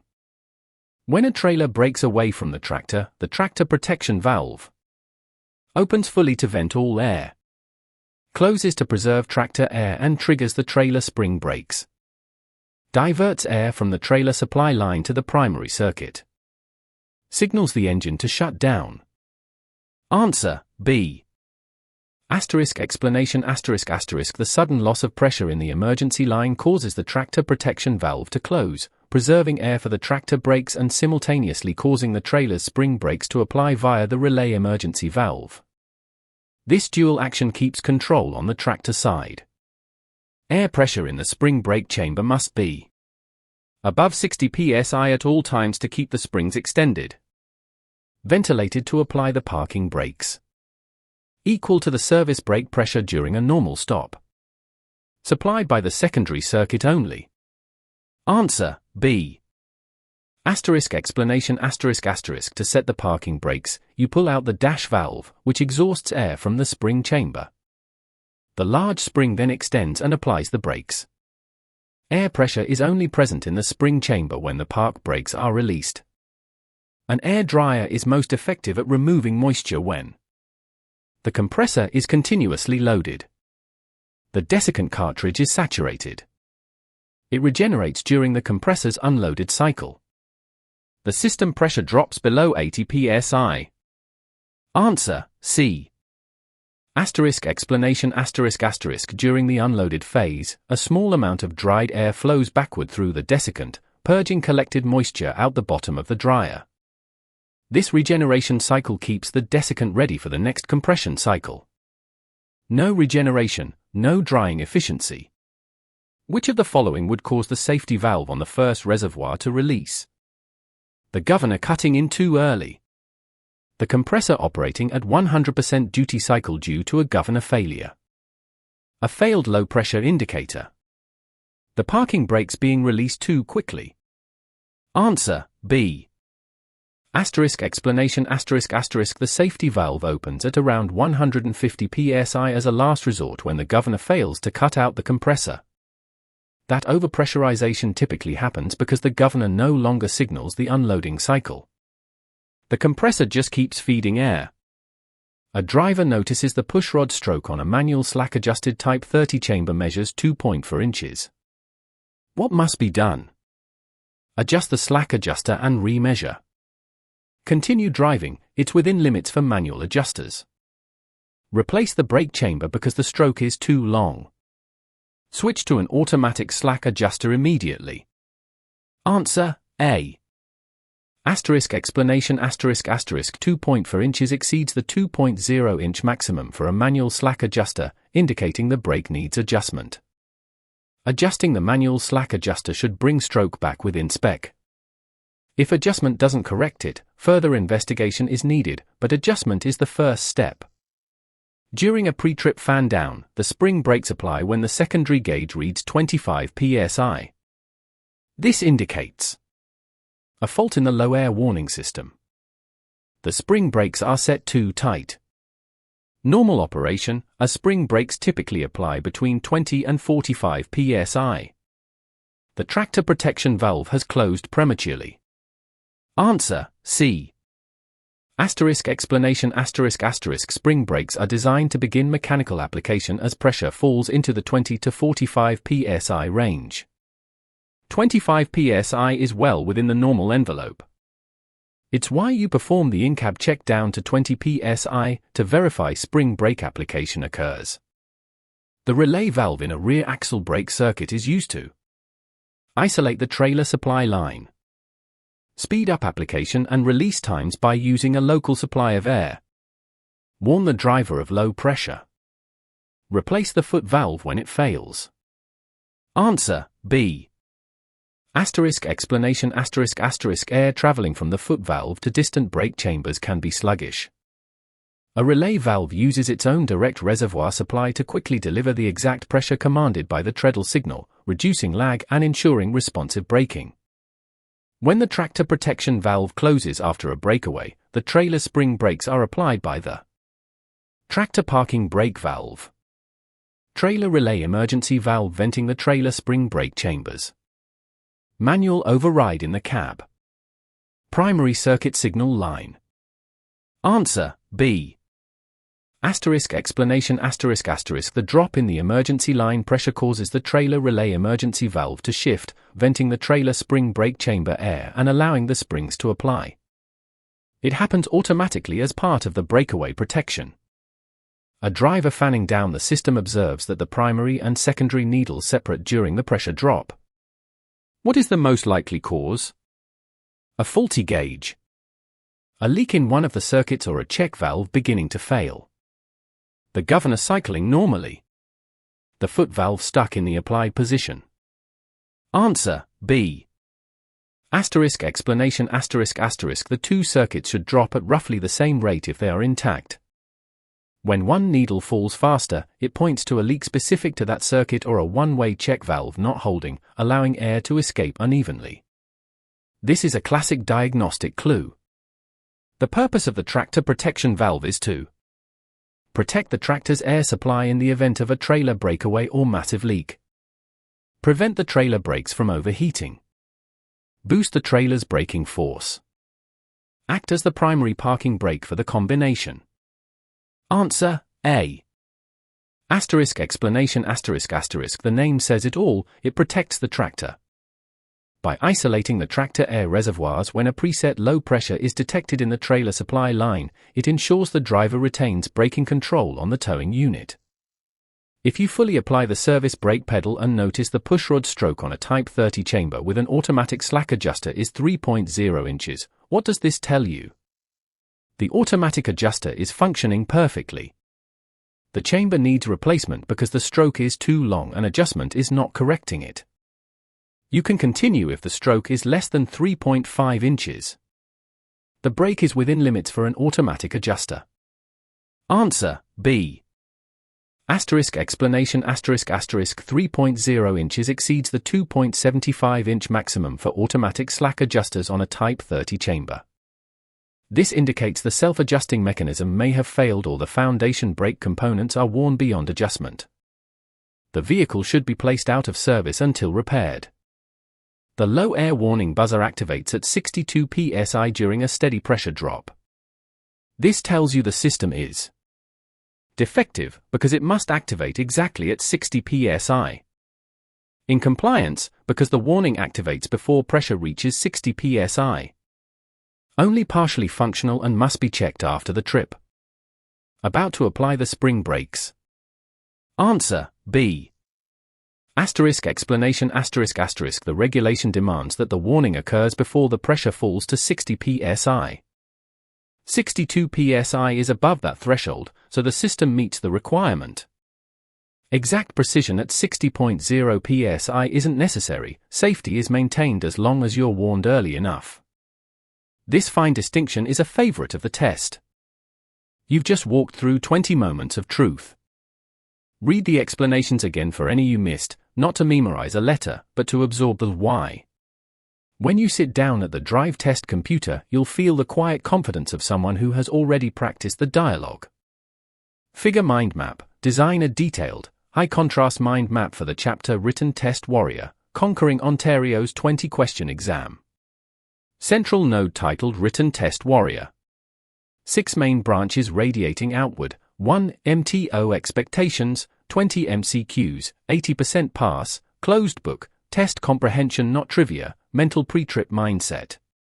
2. Core categories, air supply and governor, dual circuit redundancy, spring brakes and emergency, foundation brakes and slack adjusters, in-cab external inspection, tractor protection and breakaway.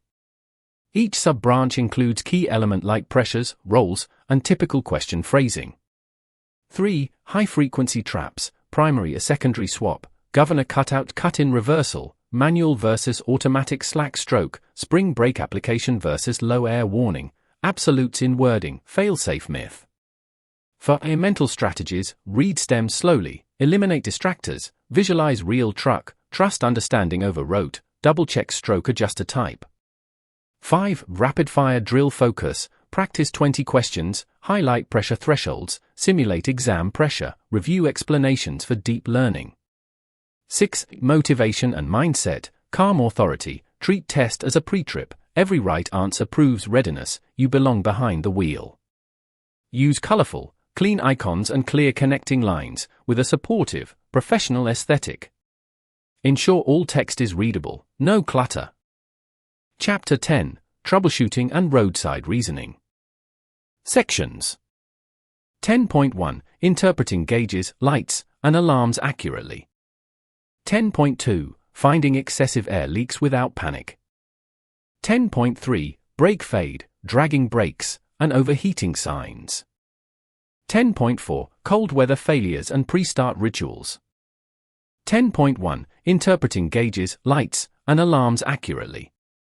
The dashboard is the truck's voice. It whispers through needles, glares through colored lights, and shouts through the piercing tone of a low-air buzzer. When you're rolling down the 401 with a full load, those gauges aren't just numbers, they're your conversation with the air brake system. Ignoring them is like tuning out a co-pilot who's trying to save your life. I've trained drivers who could recite every cutout pressure from memory, yet still froze when a primary needle dipped 5 psi below the secondary on a long grade. This section is about turning raw numbers into a story you can trust. The two most important gauges, primary and secondary reservoir pressure, should move together like a well-rehearsed duo. In a healthy dual-circuit system, they rise in unison during compressor recovery and settle between 100 and 135 psi, depending on your governor setting. A slight split after a hard brake application is normal, a persistent gap of more than 10 psi is a warning. The needle that lags is telling you which circuit has a slow internal leak, a weak check valve, or a chamber starting to fail. I once pulled over a student who noticed the secondary gauge building pressure noticeably faster than the primary. Turned out the one-way check valve on the primary tank had stuck open, and the compressor was working double time just to keep the system alive. That kind of attention can make the difference between a roadside adjustment and a roadside catastrophe. Figure, with light background and high contrast, create an image in landscape orientation best describing a close-up view of a commercial truck's air pressure gauge cluster. The cluster shows two prominent circular gauges, one marked primary and one secondary, with clear needle positions, gradations from 0 to 150 psi, and colored green and yellow zones. A glowing red low-air warning light and a small digital warning buzzer symbol are visible to the side. The image should feel instructional, like a training poster, with soft lighting that highlights the needle positions and legible markings. No text overlays, just the visual layout. Warning lights and buzzers are not suggestions. When that red brake system warning lamp flickers, or the tone drills into your ear at 60 psi, the truck is telling you exactly what you already learned during your in-cab check: the spring brakes are about to stage themselves. At that moment, your job isn't to silence the buzzer, it's to read the pressure gauge and act.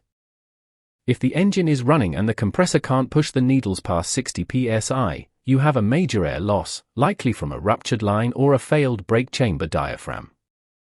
If the pressure drop happens only while you're holding the brake pedal down, the leak is on the application side of the foot valve, a critical distinction that can help you explain the problem to a mechanic with confidence.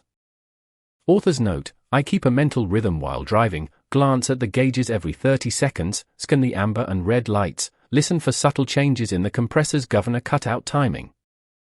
It costs me nothing but a little attention and has saved more brake jobs than I can count. Make that habit yours, and the truck will never blindside you. 10.2 Finding excessive air leaks without panic. Air leaks are the gremlins of a pneumatic system. They hiss from behind the cab, whisper through a cracked gladhand seal, or bleed silently from a brake chamber that only opens up under pressure. The key is to hunt them methodically, because panicking turns a simple diagnosis into a service call you don't need. I've seen new drivers bail out of a perfectly roadworthy truck because of a modest gasket leak they could have fixed with a pair of pliers and a spare seal. Let's build a calm, step-by-step approach that turns you into a confident roadside detective. When you hear an unusual rush of air, first pause and categorize the sound. A continuous blast after the compressor cuts out suggests a major open line or a failed governor unloader mechanism that can't stop the compressor from cycling. A rhythmic PSSH timed with engine speed often comes from the compressor intake or discharge valve.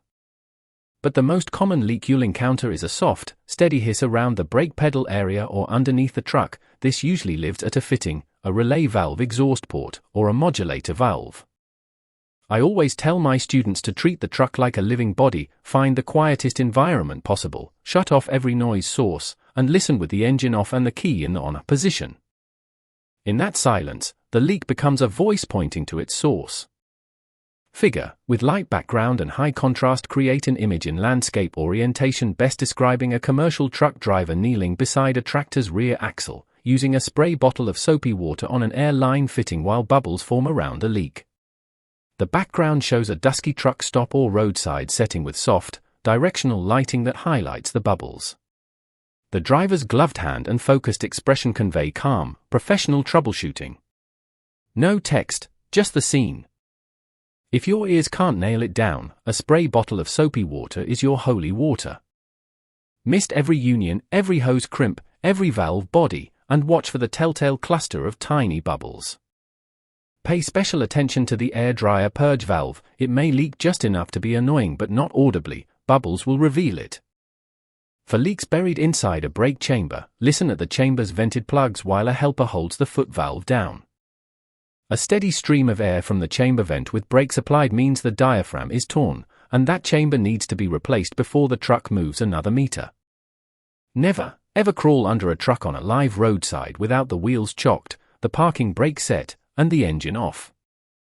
Your safety ritual, high-vis vest, traffic triangles, a lookout if possible, must happen before the first knee touches the ground. A leak can be fixed, a life can't. Approach this with the same reverence you learned in your pre-trip inspection, and you'll handle roadside surprises with the calm competence of a veteran. 10.3 Brake fade, dragging brakes, and overheating signs. Brake fade is a ghost. You won't see it coming until the pedal sinks toward the floor and your rig isn't slowing the way it should. I still remember a hot July run down the Niagara Escarpment with a heavy grain trailer when the pedal grew soft and the air smelled like a burnt clutch. We caught a runaway ramp just in time. That day taught me more about friction physics than any textbook could, and the lesson is simple: heat is the enemy, and your senses are the early warning system. Brake fade happens when the friction surfaces between the linings and the drum become glazed, or when the drum expands so much that even fully extended pushrods can't press the shoes against it. In disc brake systems, it's often a boiled film of gas from overheated pads. The first sign is usually a change in pedal feel, a spongy, sinking sensation that tells you the brake linings are outgassing or the return springs are losing temper. If you catch a whiff of acrid, burning chemicals, don't rationalize it away. Pull over safely and let the brakes cool before they glaze completely. Dragging brakes are a related killer. A chamber that doesn't fully release or a slack adjuster that's stuck will keep the shoes in constant contact with the drum, generating heat even on flat highways. During your walk around, use the back of your hand, carefully, to sense for excessive heat radiating from each hub. An infrared thermometer is even better. A wheel that's too hot to touch while its neighbors are cool is a dragging brake candidate. The table below ties common symptoms to likely causes so you can build a mental fault tree and avoid guesswork. Symptom likely cause check first. The fix starts with acknowledgement. When you sense a hint of fade or drag, treat it like a fuel leak, stop and investigate. Early in my career I was too proud to pull over for a warm smell, and I ended up with a cracked drum and a paper trail of repair bills. Let my mistake be your wisdom: a 10-minute cooling period is cheaper than a burned brake and a failed inspection. 10.4 Cold weather failures and pre-start rituals. Ontario winters don't negotiate. When the mercury plunges below -20°C, every molecule of water hiding in your air tanks turns into a microscopic ice crystal that can jam a relay valve, freeze a quick-release diaphragm, or plug a tiny orifice in the governor. Cold weather air brake failure isn't about bad luck, it's about moisture and neglect. I've started my morning in a yard where a half-dozen trucks sat paralyzed because their owners skipped the most sacred ritual in a trucker's calendar: draining the air reservoirs. Moisture enters the air system with every compression stroke. The air dryer is supposed to catch it, but a saturated desiccant cartridge or a failed purge valve lets water slip downstream. Once it settles in the tanks, it condenses overnight and ready to freeze the next morning.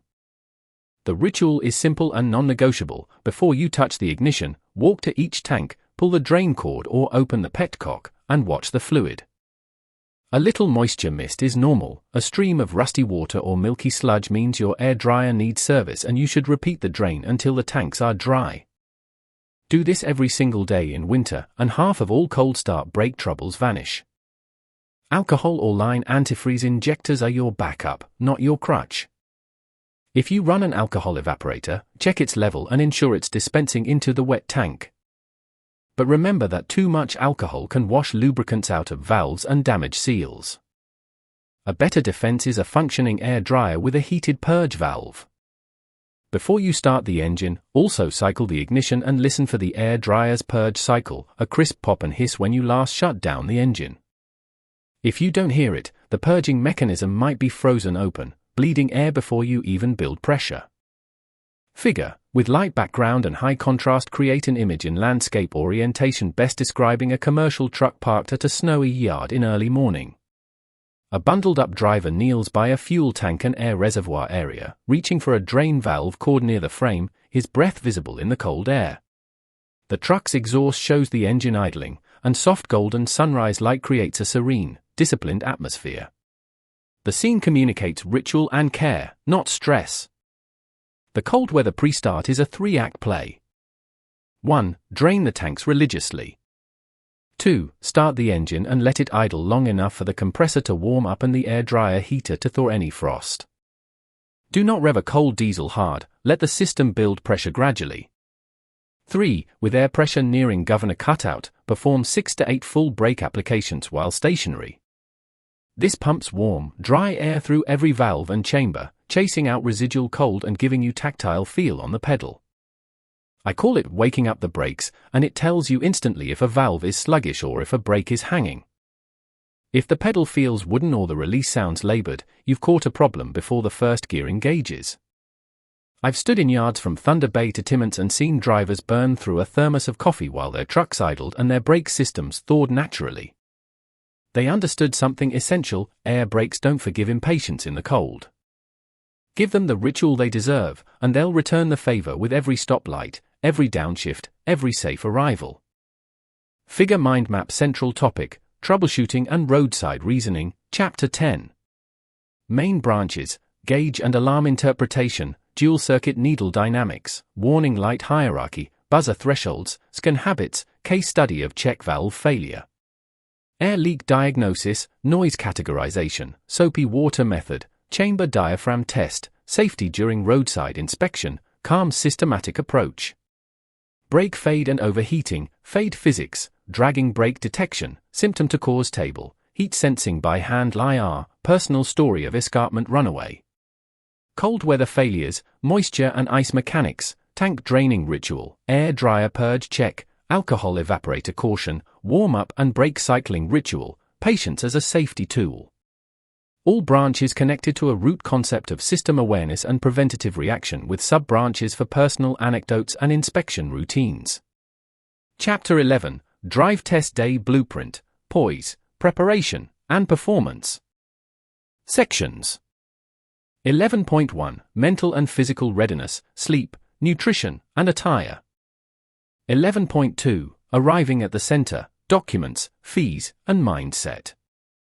11.3, Executing the Practical Exam under Examiner Scrutiny.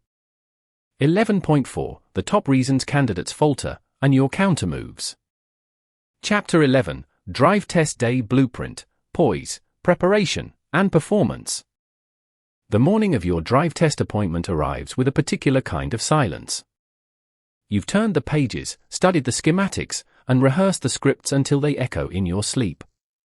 But standing at the kitchen counter with a cup of coffee, staring at your keys, you realize the only thing between you and the Z endorsement is the next 90 minutes. This chapter isn't about air brakes. It's about you, the human element that makes the machine safe. I've watched too many well-prepared drivers crumble under the weight of an examiner's clipboard, not because they didn't know the cutout pressure, but because they forgot to breathe. Let's fix that together. The practical test is a performance, yes, but not the kind that demands theatrics. The examiner doesn't want a show, they want proof that you're the safest person to hold those keys. Every piece of advice in this chapter comes from real conversations with examiners, from debriefing students who passed and those who didn't, and from standing in a cold drive test parking lot at 7:30 a.m., watching the dance unfold. 11.1 Mental and Physical Readiness, Sleep, Nutrition, and Attire. Your body is the first component in your inspection, long before you touch the glad hands. Show up exhausted, dehydrated, or shivering in an inadequate jacket, and you're starting the test with a deficit no amount of air brake knowledge can repay.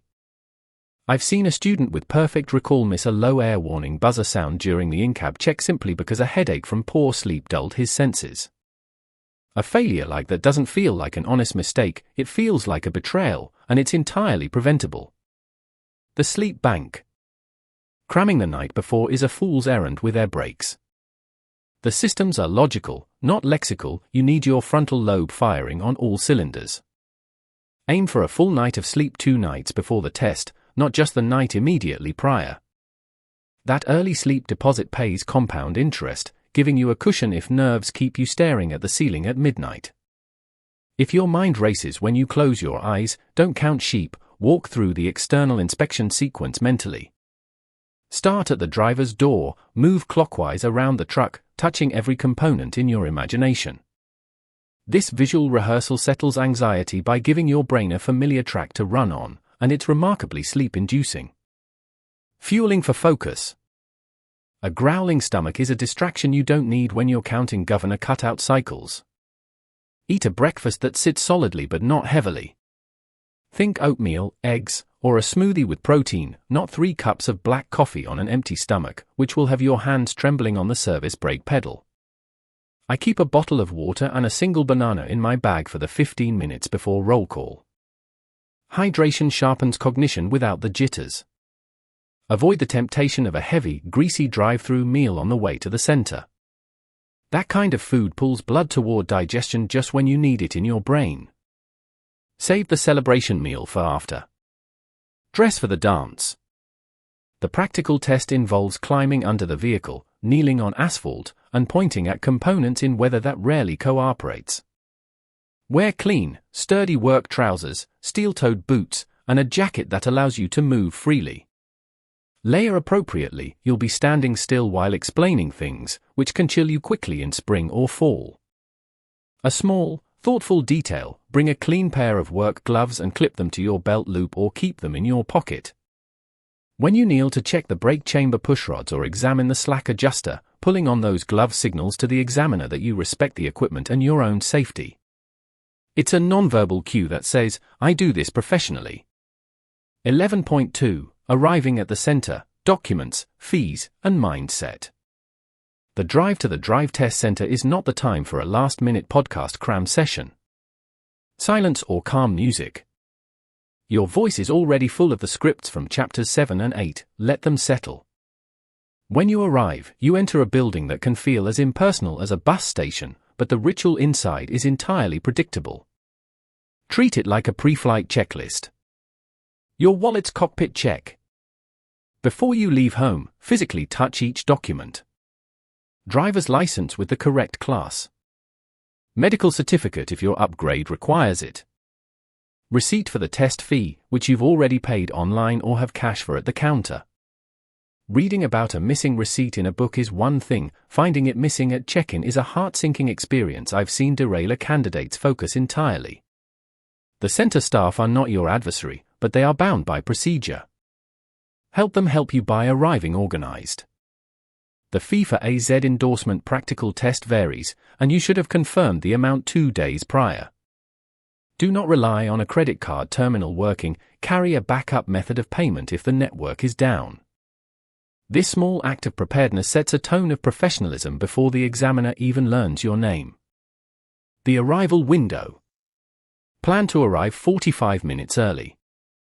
That gives you time to find parking, especially if you're in a commercial vehicle, use the washroom, and walk into the lobby with 10 minutes to spare. Arriving too early can mean sitting in a plastic chair rehearsing your nerves into a frenzy. Arriving late means you've failed before the ignition key turns.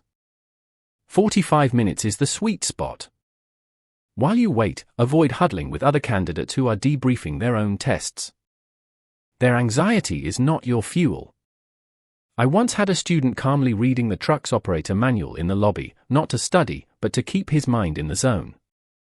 He passed on his first attempt. Find your own version of that quiet focus. The examiner handshake. When your name is called, stand up, make eye contact, and offer a genuine greeting. Good morning. I'm ready when you are. The examiner is sizing up your demeanor as much as your knowledge. A candidate who is courteous, calm, and deliberate has already begun to earn the benefit of the doubt. That doubt is a silent partner in every exam. Your job is to starve it of oxygen. Understand the examiner's role clearly. They are not rooting for your failure. They are rooting for public safety. If you can demonstrate, without ambiguity, that you are a safe and knowledgeable operator, they have every incentive to issue that pass slip. Frame them in your mind as a witness to your competence, not an obstacle. 11.3 Executing the practical exam under examiner scrutiny. The examination begins the moment you walk toward the truck. The examiner is observing how you approach the vehicle before you've said a word, glancing at the tires, noting the position of the wheel chocks, scanning for leaks underneath. This is not extra credit showmanship, it's the outward display of a safety mindset. A driver who walks straight to the door without a glance at the vehicle has, in the examiner's peripheral vision, already left points on the table. The walk around, setting the stage. Before you open the door, perform a quick, silent visual sweep of the vehicle. Pause at the front corner. Look back along the frame rails. Many examiners will note this and mentally check a box without you ever quoting a regulation. When you later narrate your external inspection, you're confirming what those first glances suggested. This driver sees the whole truck, not just a collection of parts. I recommend a phrase that one student coined, which I've borrowed ever since: own the air around the truck. Move with deliberate speed, not slow enough to suggest hesitation, but not so rushed that your flashlight beam dances wildly. Each step should look like a decision you've made 100 times before. The in-cab narration, calm authority revisited. Recall the concept of calm authority from Chapter 7. Inside the cab, with the examiner beside you, your voice becomes the instrument of your competence. Speak clearly, with a steady cadence. If a siren passes outside or a loud truck reverses nearby, pause, acknowledge it, and resume without irritation. We'll let that noise pass so we can hear the buzzer clearly. That composure is gold in the examiner's notes. When you reach the governor cutout and low air warning sequence, your hands and eyes must synchronize. Point to the gauge you're reading. Announce the pressure. Verbally confirm what you expect next. The compressor should now begin to load. I'm watching the primary needle climb steadily from 90 psi. This running commentary does two things: it proves you understand what the system is doing, and it prevents the examiner from having to guess what you're looking at. A common mistake I've noticed under scrutiny is the candidate who fixates on the examiner's pen. The examiner will write notes throughout the test. Do not let the sound of scribbling derail you. Some of those notes are positive, recording that you checked the tractor protection valve correctly. Assume every note is a point you've earned until you have evidence otherwise. Under the rig, the touch test. The external inspection, detailed in Chapter 8, now gains a new layer: performance endurance. The examiner may stand behind you, flank you, or kneel to watch your hands from a different angle. Stay on your line. If you lose your place, return to your anchor point, usually the driver's door or the front bumper, and reorient. Touch components with intention. When you check the pushrod travel on a brake chamber, use your pocket ruler or a marked stick with clean precision. Guessing the stroke length by eye under test pressure is a gamble nobody wins. If you brought a creeper or a kneeling mat, use it. The examiner respects a candidate who protects their body and works systematically. If the weather is poor or raining, cold, windy, acknowledge it without complaint. Ground is a bit slick here, I'm going to take an extra moment to secure my footing. This is safety communication, not whining. It reflects the reality of a driver who does pre-trips in January on a slushy yard. What to do when something goes wrong? A truck in a drive test yard is a piece of equipment that many other candidates have used. You might discover an issue the previous person caused, a service line not fully seated, a brake chamber clevis pin missing, a primary drain valve that's stuck. This is not a trap, it's a gift. If you find a genuine defect, stop. Announce it clearly. Examiner, I found that the primary reservoir drain valve is not functioning. In a real-world pre-trip, I would mark this vehicle out of service until repaired. This is the correct answer. You are demonstrating the exact judgment the test is designed to measure. An examiner will often reply, noted. We'll consider that checked, and you move on with a significant mark in your favor. 11.4. The top reasons candidates falter, and your countermoves. After years of debriefing students in the parking lot, the same threads of failure emerge. None of them involve a mysterious gap in technical knowledge. They're all about human factors that you can anticipate and neutralize. The rushing trap. The number one killer of Z endorsement practical tests is speed disguised as confidence. A candidate who has practiced the inspection 20 times on a familiar yard suddenly moves at double pace under the examiner's stare. They skip a step, usually the low air warning visual and audible check, and only realize it when they're already under the trailer. By then, it's too late. Your countermove is a mental speed governor. I teach students to insert a deliberate, 1-second pause between each major step. Touch the gauge. Pause. Announce the reading. Pause. Move to the next gauge. That pause feels like an eternity internally but looks like professional deliberation externally. The whisperer. Nerves can clamp down on your vocal cords. A candidate who knows the material inside out suddenly drops to a murmur. The examiner leans forward, strains to hear, and grows frustrated. A frustrated examiner is not your ally. If you hear yourself getting quiet, take a reset breath and push your voice to the back window of the cab. You're not shouting, you're ensuring the official record of your test is audible and clear. Practice narrating out loud in the shower, in the car, anywhere it feels slightly ridiculous. The goal is to make the sound of your own voice describing pushrod stroke feel utterly ordinary. The blinders effect.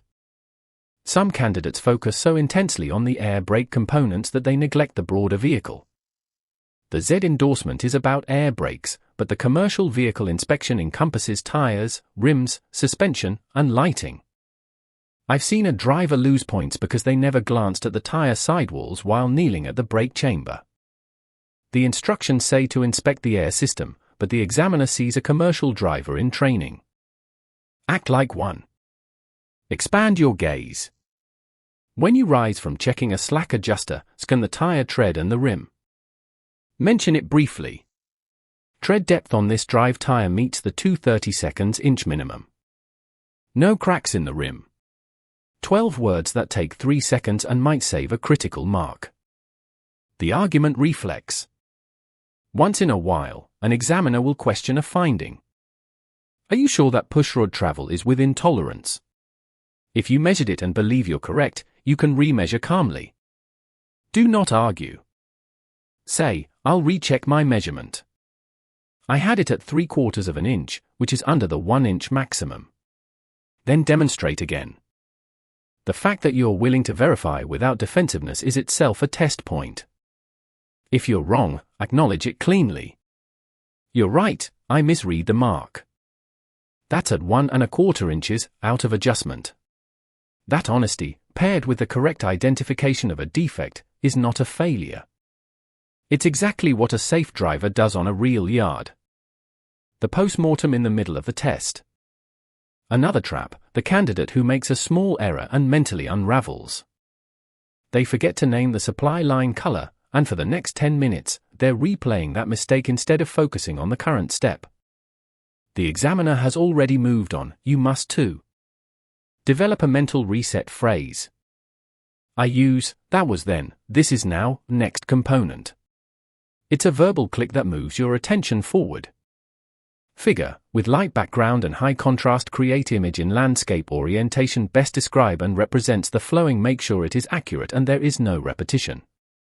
Extra detailed AI-ready prompt for AI-generated diagram showing a commercial truck from a 3/4 front angle, parked at a DriveTest center in early morning light.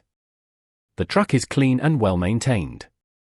A candidate in steel-toed boots, clean work trousers, a layered jacket, and work gloves clipped at the belt stands beside the open driver's door, performing the in-cab air brake check with the door open. The examiner is visible in the passenger seat with a clipboard. The primary and secondary air gauges on the dashboard are readable through the windshield. The scene conveys calm professionalism, preparation, and the start of a successful practical test. The sky is overcast but bright, and the asphalt is dry.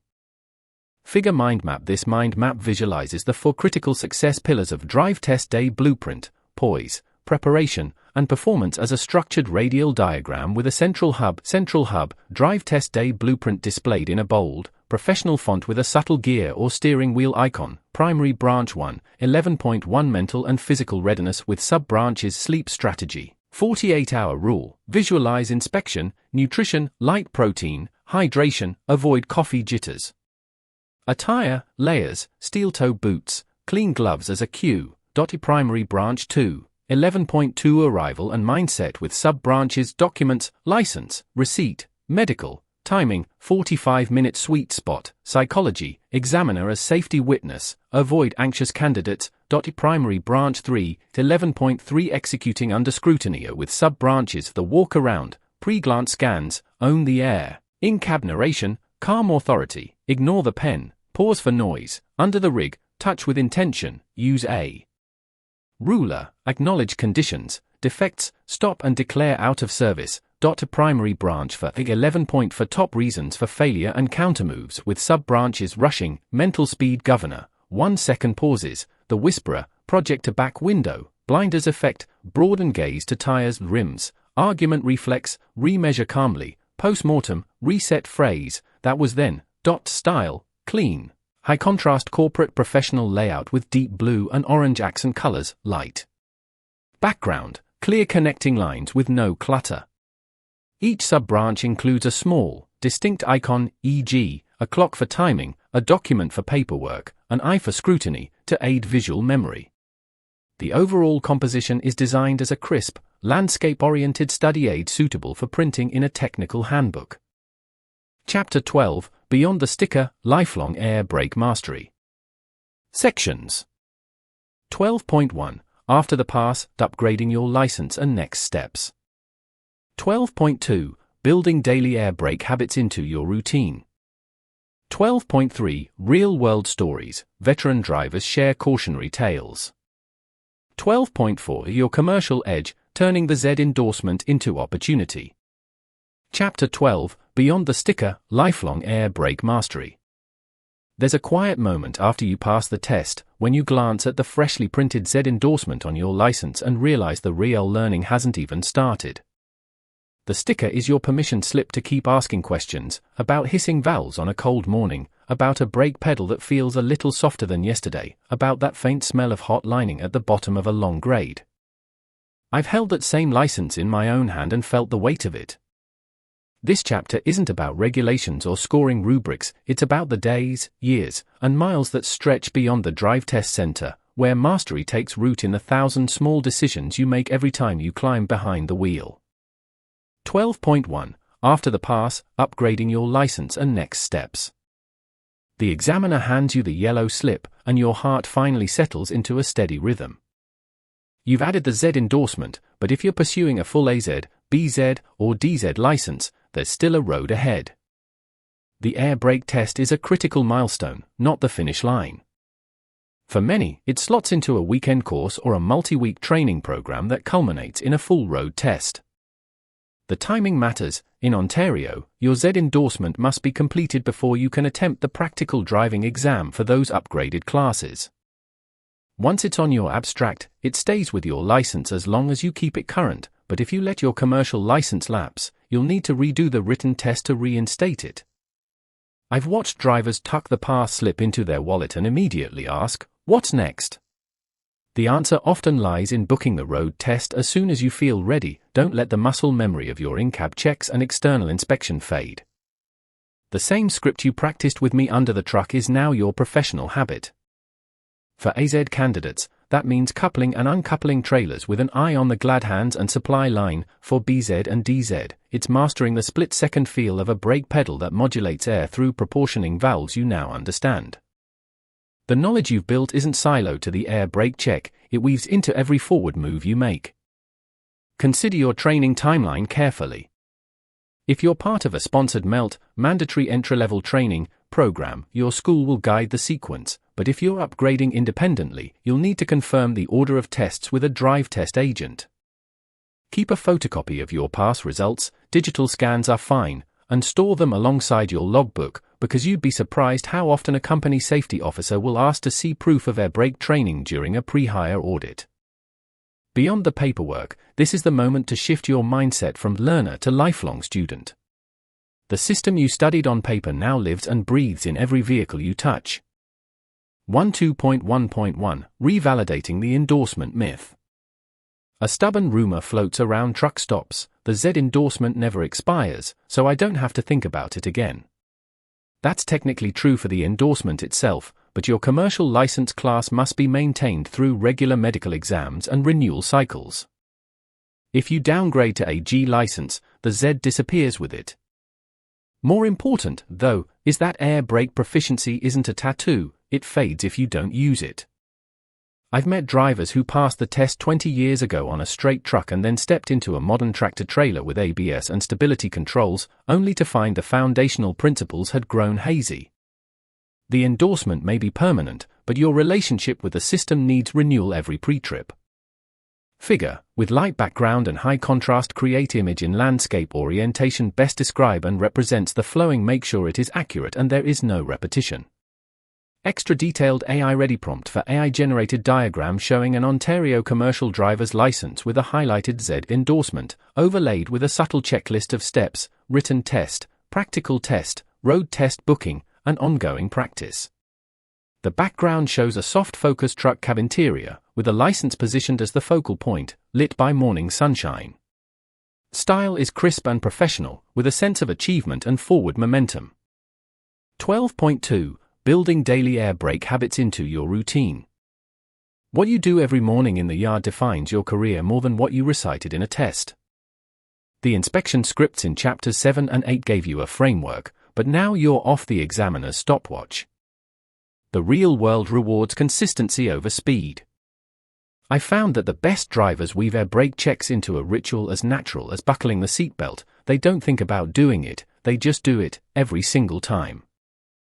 That doesn't mean you need to spend 30 minutes on your knees with a flashlight, it means building a rhythm that catches the subtle cues before they become incidents. Start each shift with a walk-around that engages all your senses. Listen for the compressor's cut-in and cut-out as you press the foot valve. A sluggish governor might still pass a test pressure but indicate a worn spring. Feel the slack adjusters with a gloved hand, not just a visual glance. Excessive movement tells you more than any manual. Smell the wheel hubs. A faint acrid scent can signal brake drag well before a temperature gun confirms it. These aren't extraordinary skills, they're the habits that separate drivers who never have an air brake failure from those who white-knuckle through it. I once had a student, call him Dave, who after his test decided to time his daily air leak down test while he checked his load securement. He'd hit the key off, wait, and listen for the compressor's silence to be broken by only the faintest hiss. 3 months in, he caught a failing relay valve at a truck stop in Thunder Bay before it stranded him on a winter night. That's the power of ritual. 12.2.1 Integrating checks with your shift cycle. Tie your air brake habits to existing triggers. After you start the engine, let the pressure build while you adjust the mirrors, glance at the primary and secondary needles until cut out. Before you roll, perform a quick tug test on the trailer brakes, if equipped. As you creep forward, it's a 10-second confirmation that the system holds. At the end of your shift, drain the wet tank while you fill out your log, letting the burst of moisture remind you that all that water could have ended up freezing in the valves. These small acts accumulate into a safety net that no post-accident analysis can ever replicate. Figure, with light background and high contrast, create image in landscape orientation best describe and represents the flowing, make sure it is accurate and there is no repetition. Extra detailed AI-ready prompt for AI-generated diagram showing a commercial truck driver performing a morning walk-around inspection. The driver is kneeling by a rear axle, flashlight in hand, visually checking a slack adjuster. The scene is set in a sunlit yard, with the truck's air tanks visible, a slight condensation mist visible from a tank drain. The composition emphasizes routine, attention to detail, and the integration of habit, with inset icons for cut-in, cut-out pressure, slack adjuster travel, and tank drainage.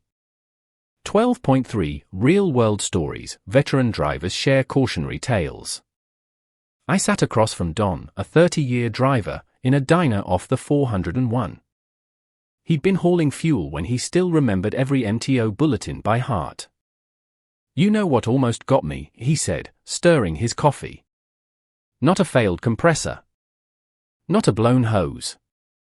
Just a slow leak I ignored for 2 weeks because I was too rushed to do a proper build down." Don's story isn't dramatic, it's terrifyingly ordinary. He'd felt the brake pedal sink just a little lower each day, compensating with more foot pressure, until one tight ramp in Montreal had the low air buzzer screaming just as his trailer started to push the tractor sideways. He caught it, barely, but the fear taught him more than any manual. The veterans I've listened to over the years all share one truth: the system rarely fails without warning, it's the driver's attention that fails first. Another driver, Marguerite, ran a school bus with a BZ license. She told me about a winter morning when her air dryer's purge valve froze because she hadn't drained the wet tank the night before. The compressor wouldn't build pressure past 60 psi, and she sat in a snowy yard with a bus full of children waiting for a tow. After that, she not only drained the tank twice daily in cold weather but also wrapped a small piece of bright red tape around the drain lanyard to remind her. She turned a failure into a foolproof visual cue. These aren't cautionary tales to scare you, they're proof that the lessons of air brakes are written in the scar tissue of people who learned the hard way, so you don't have to. 12.3.1 The day the secondary circuit saved a life.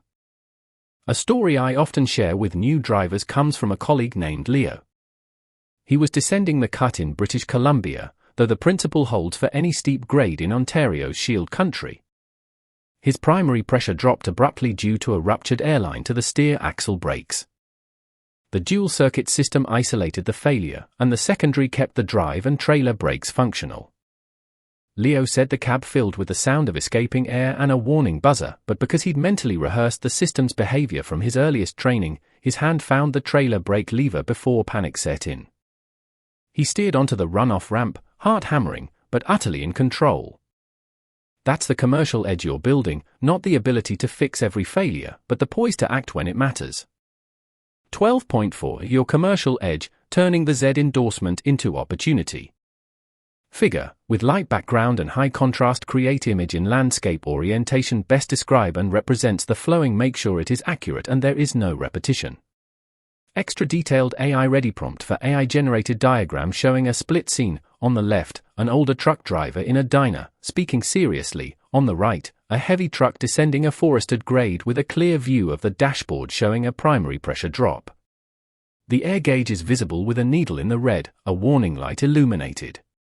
The style is illustrative and slightly cinematic, emphasizing the gravity of the moment and the wisdom shared. The Z on your license is more than a legal requirement, it's a signal to every fleet manager that you've invested in understanding the machine at a deeper level. In a hiring landscape where safety scores and insurance premiums can make or break a company, a driver who truly knows air brakes becomes an asset from day one. I've seen newly endorsed drivers step into roles usually reserved for more senior operators simply because they could explain to the maintenance department why a particular brake chamber needed replacing before it was flagged on an annual. That confidence doesn't come from the sticker alone, it comes from the ongoing practice of seeing yourself as a professional, not just a steering wheel holder. To turn the endorsement into opportunity, start a personal log of your air brake observations.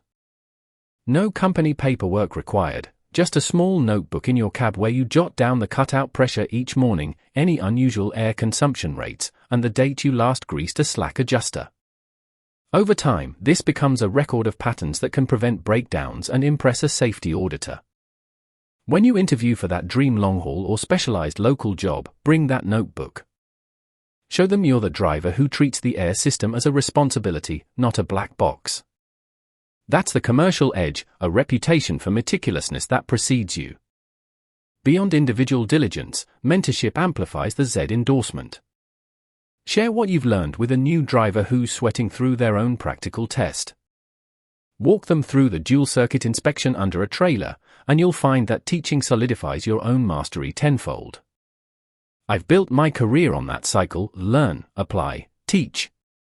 The Air Brake Endorsement opens doors not just to better pay, but to a community of professionals who genuinely care about bringing the rig home safe. And there's no final exam in that community, just the quiet respect of those who've seen what you can do. 12.4.1 The road ahead keeps teaching. My own Z endorsement is now decades old, and I still learn something new every season. Last winter, I encountered an electronic stability control interaction with the ABS that I hadn't felt before, and I spent a Saturday researching the manufacturer's integration logic. That's the secret no glossy training brochure tells you. Air brake mastery is a living skill. It grows as the technology evolves, but the physics remain the same. Compressed air will always seek to expand, valves will always have moving seals, and your foot on the treadle will always translate intention into stopping power. The sticker on your license is just the beginning of a conversation you'll have with every rig you ever drive.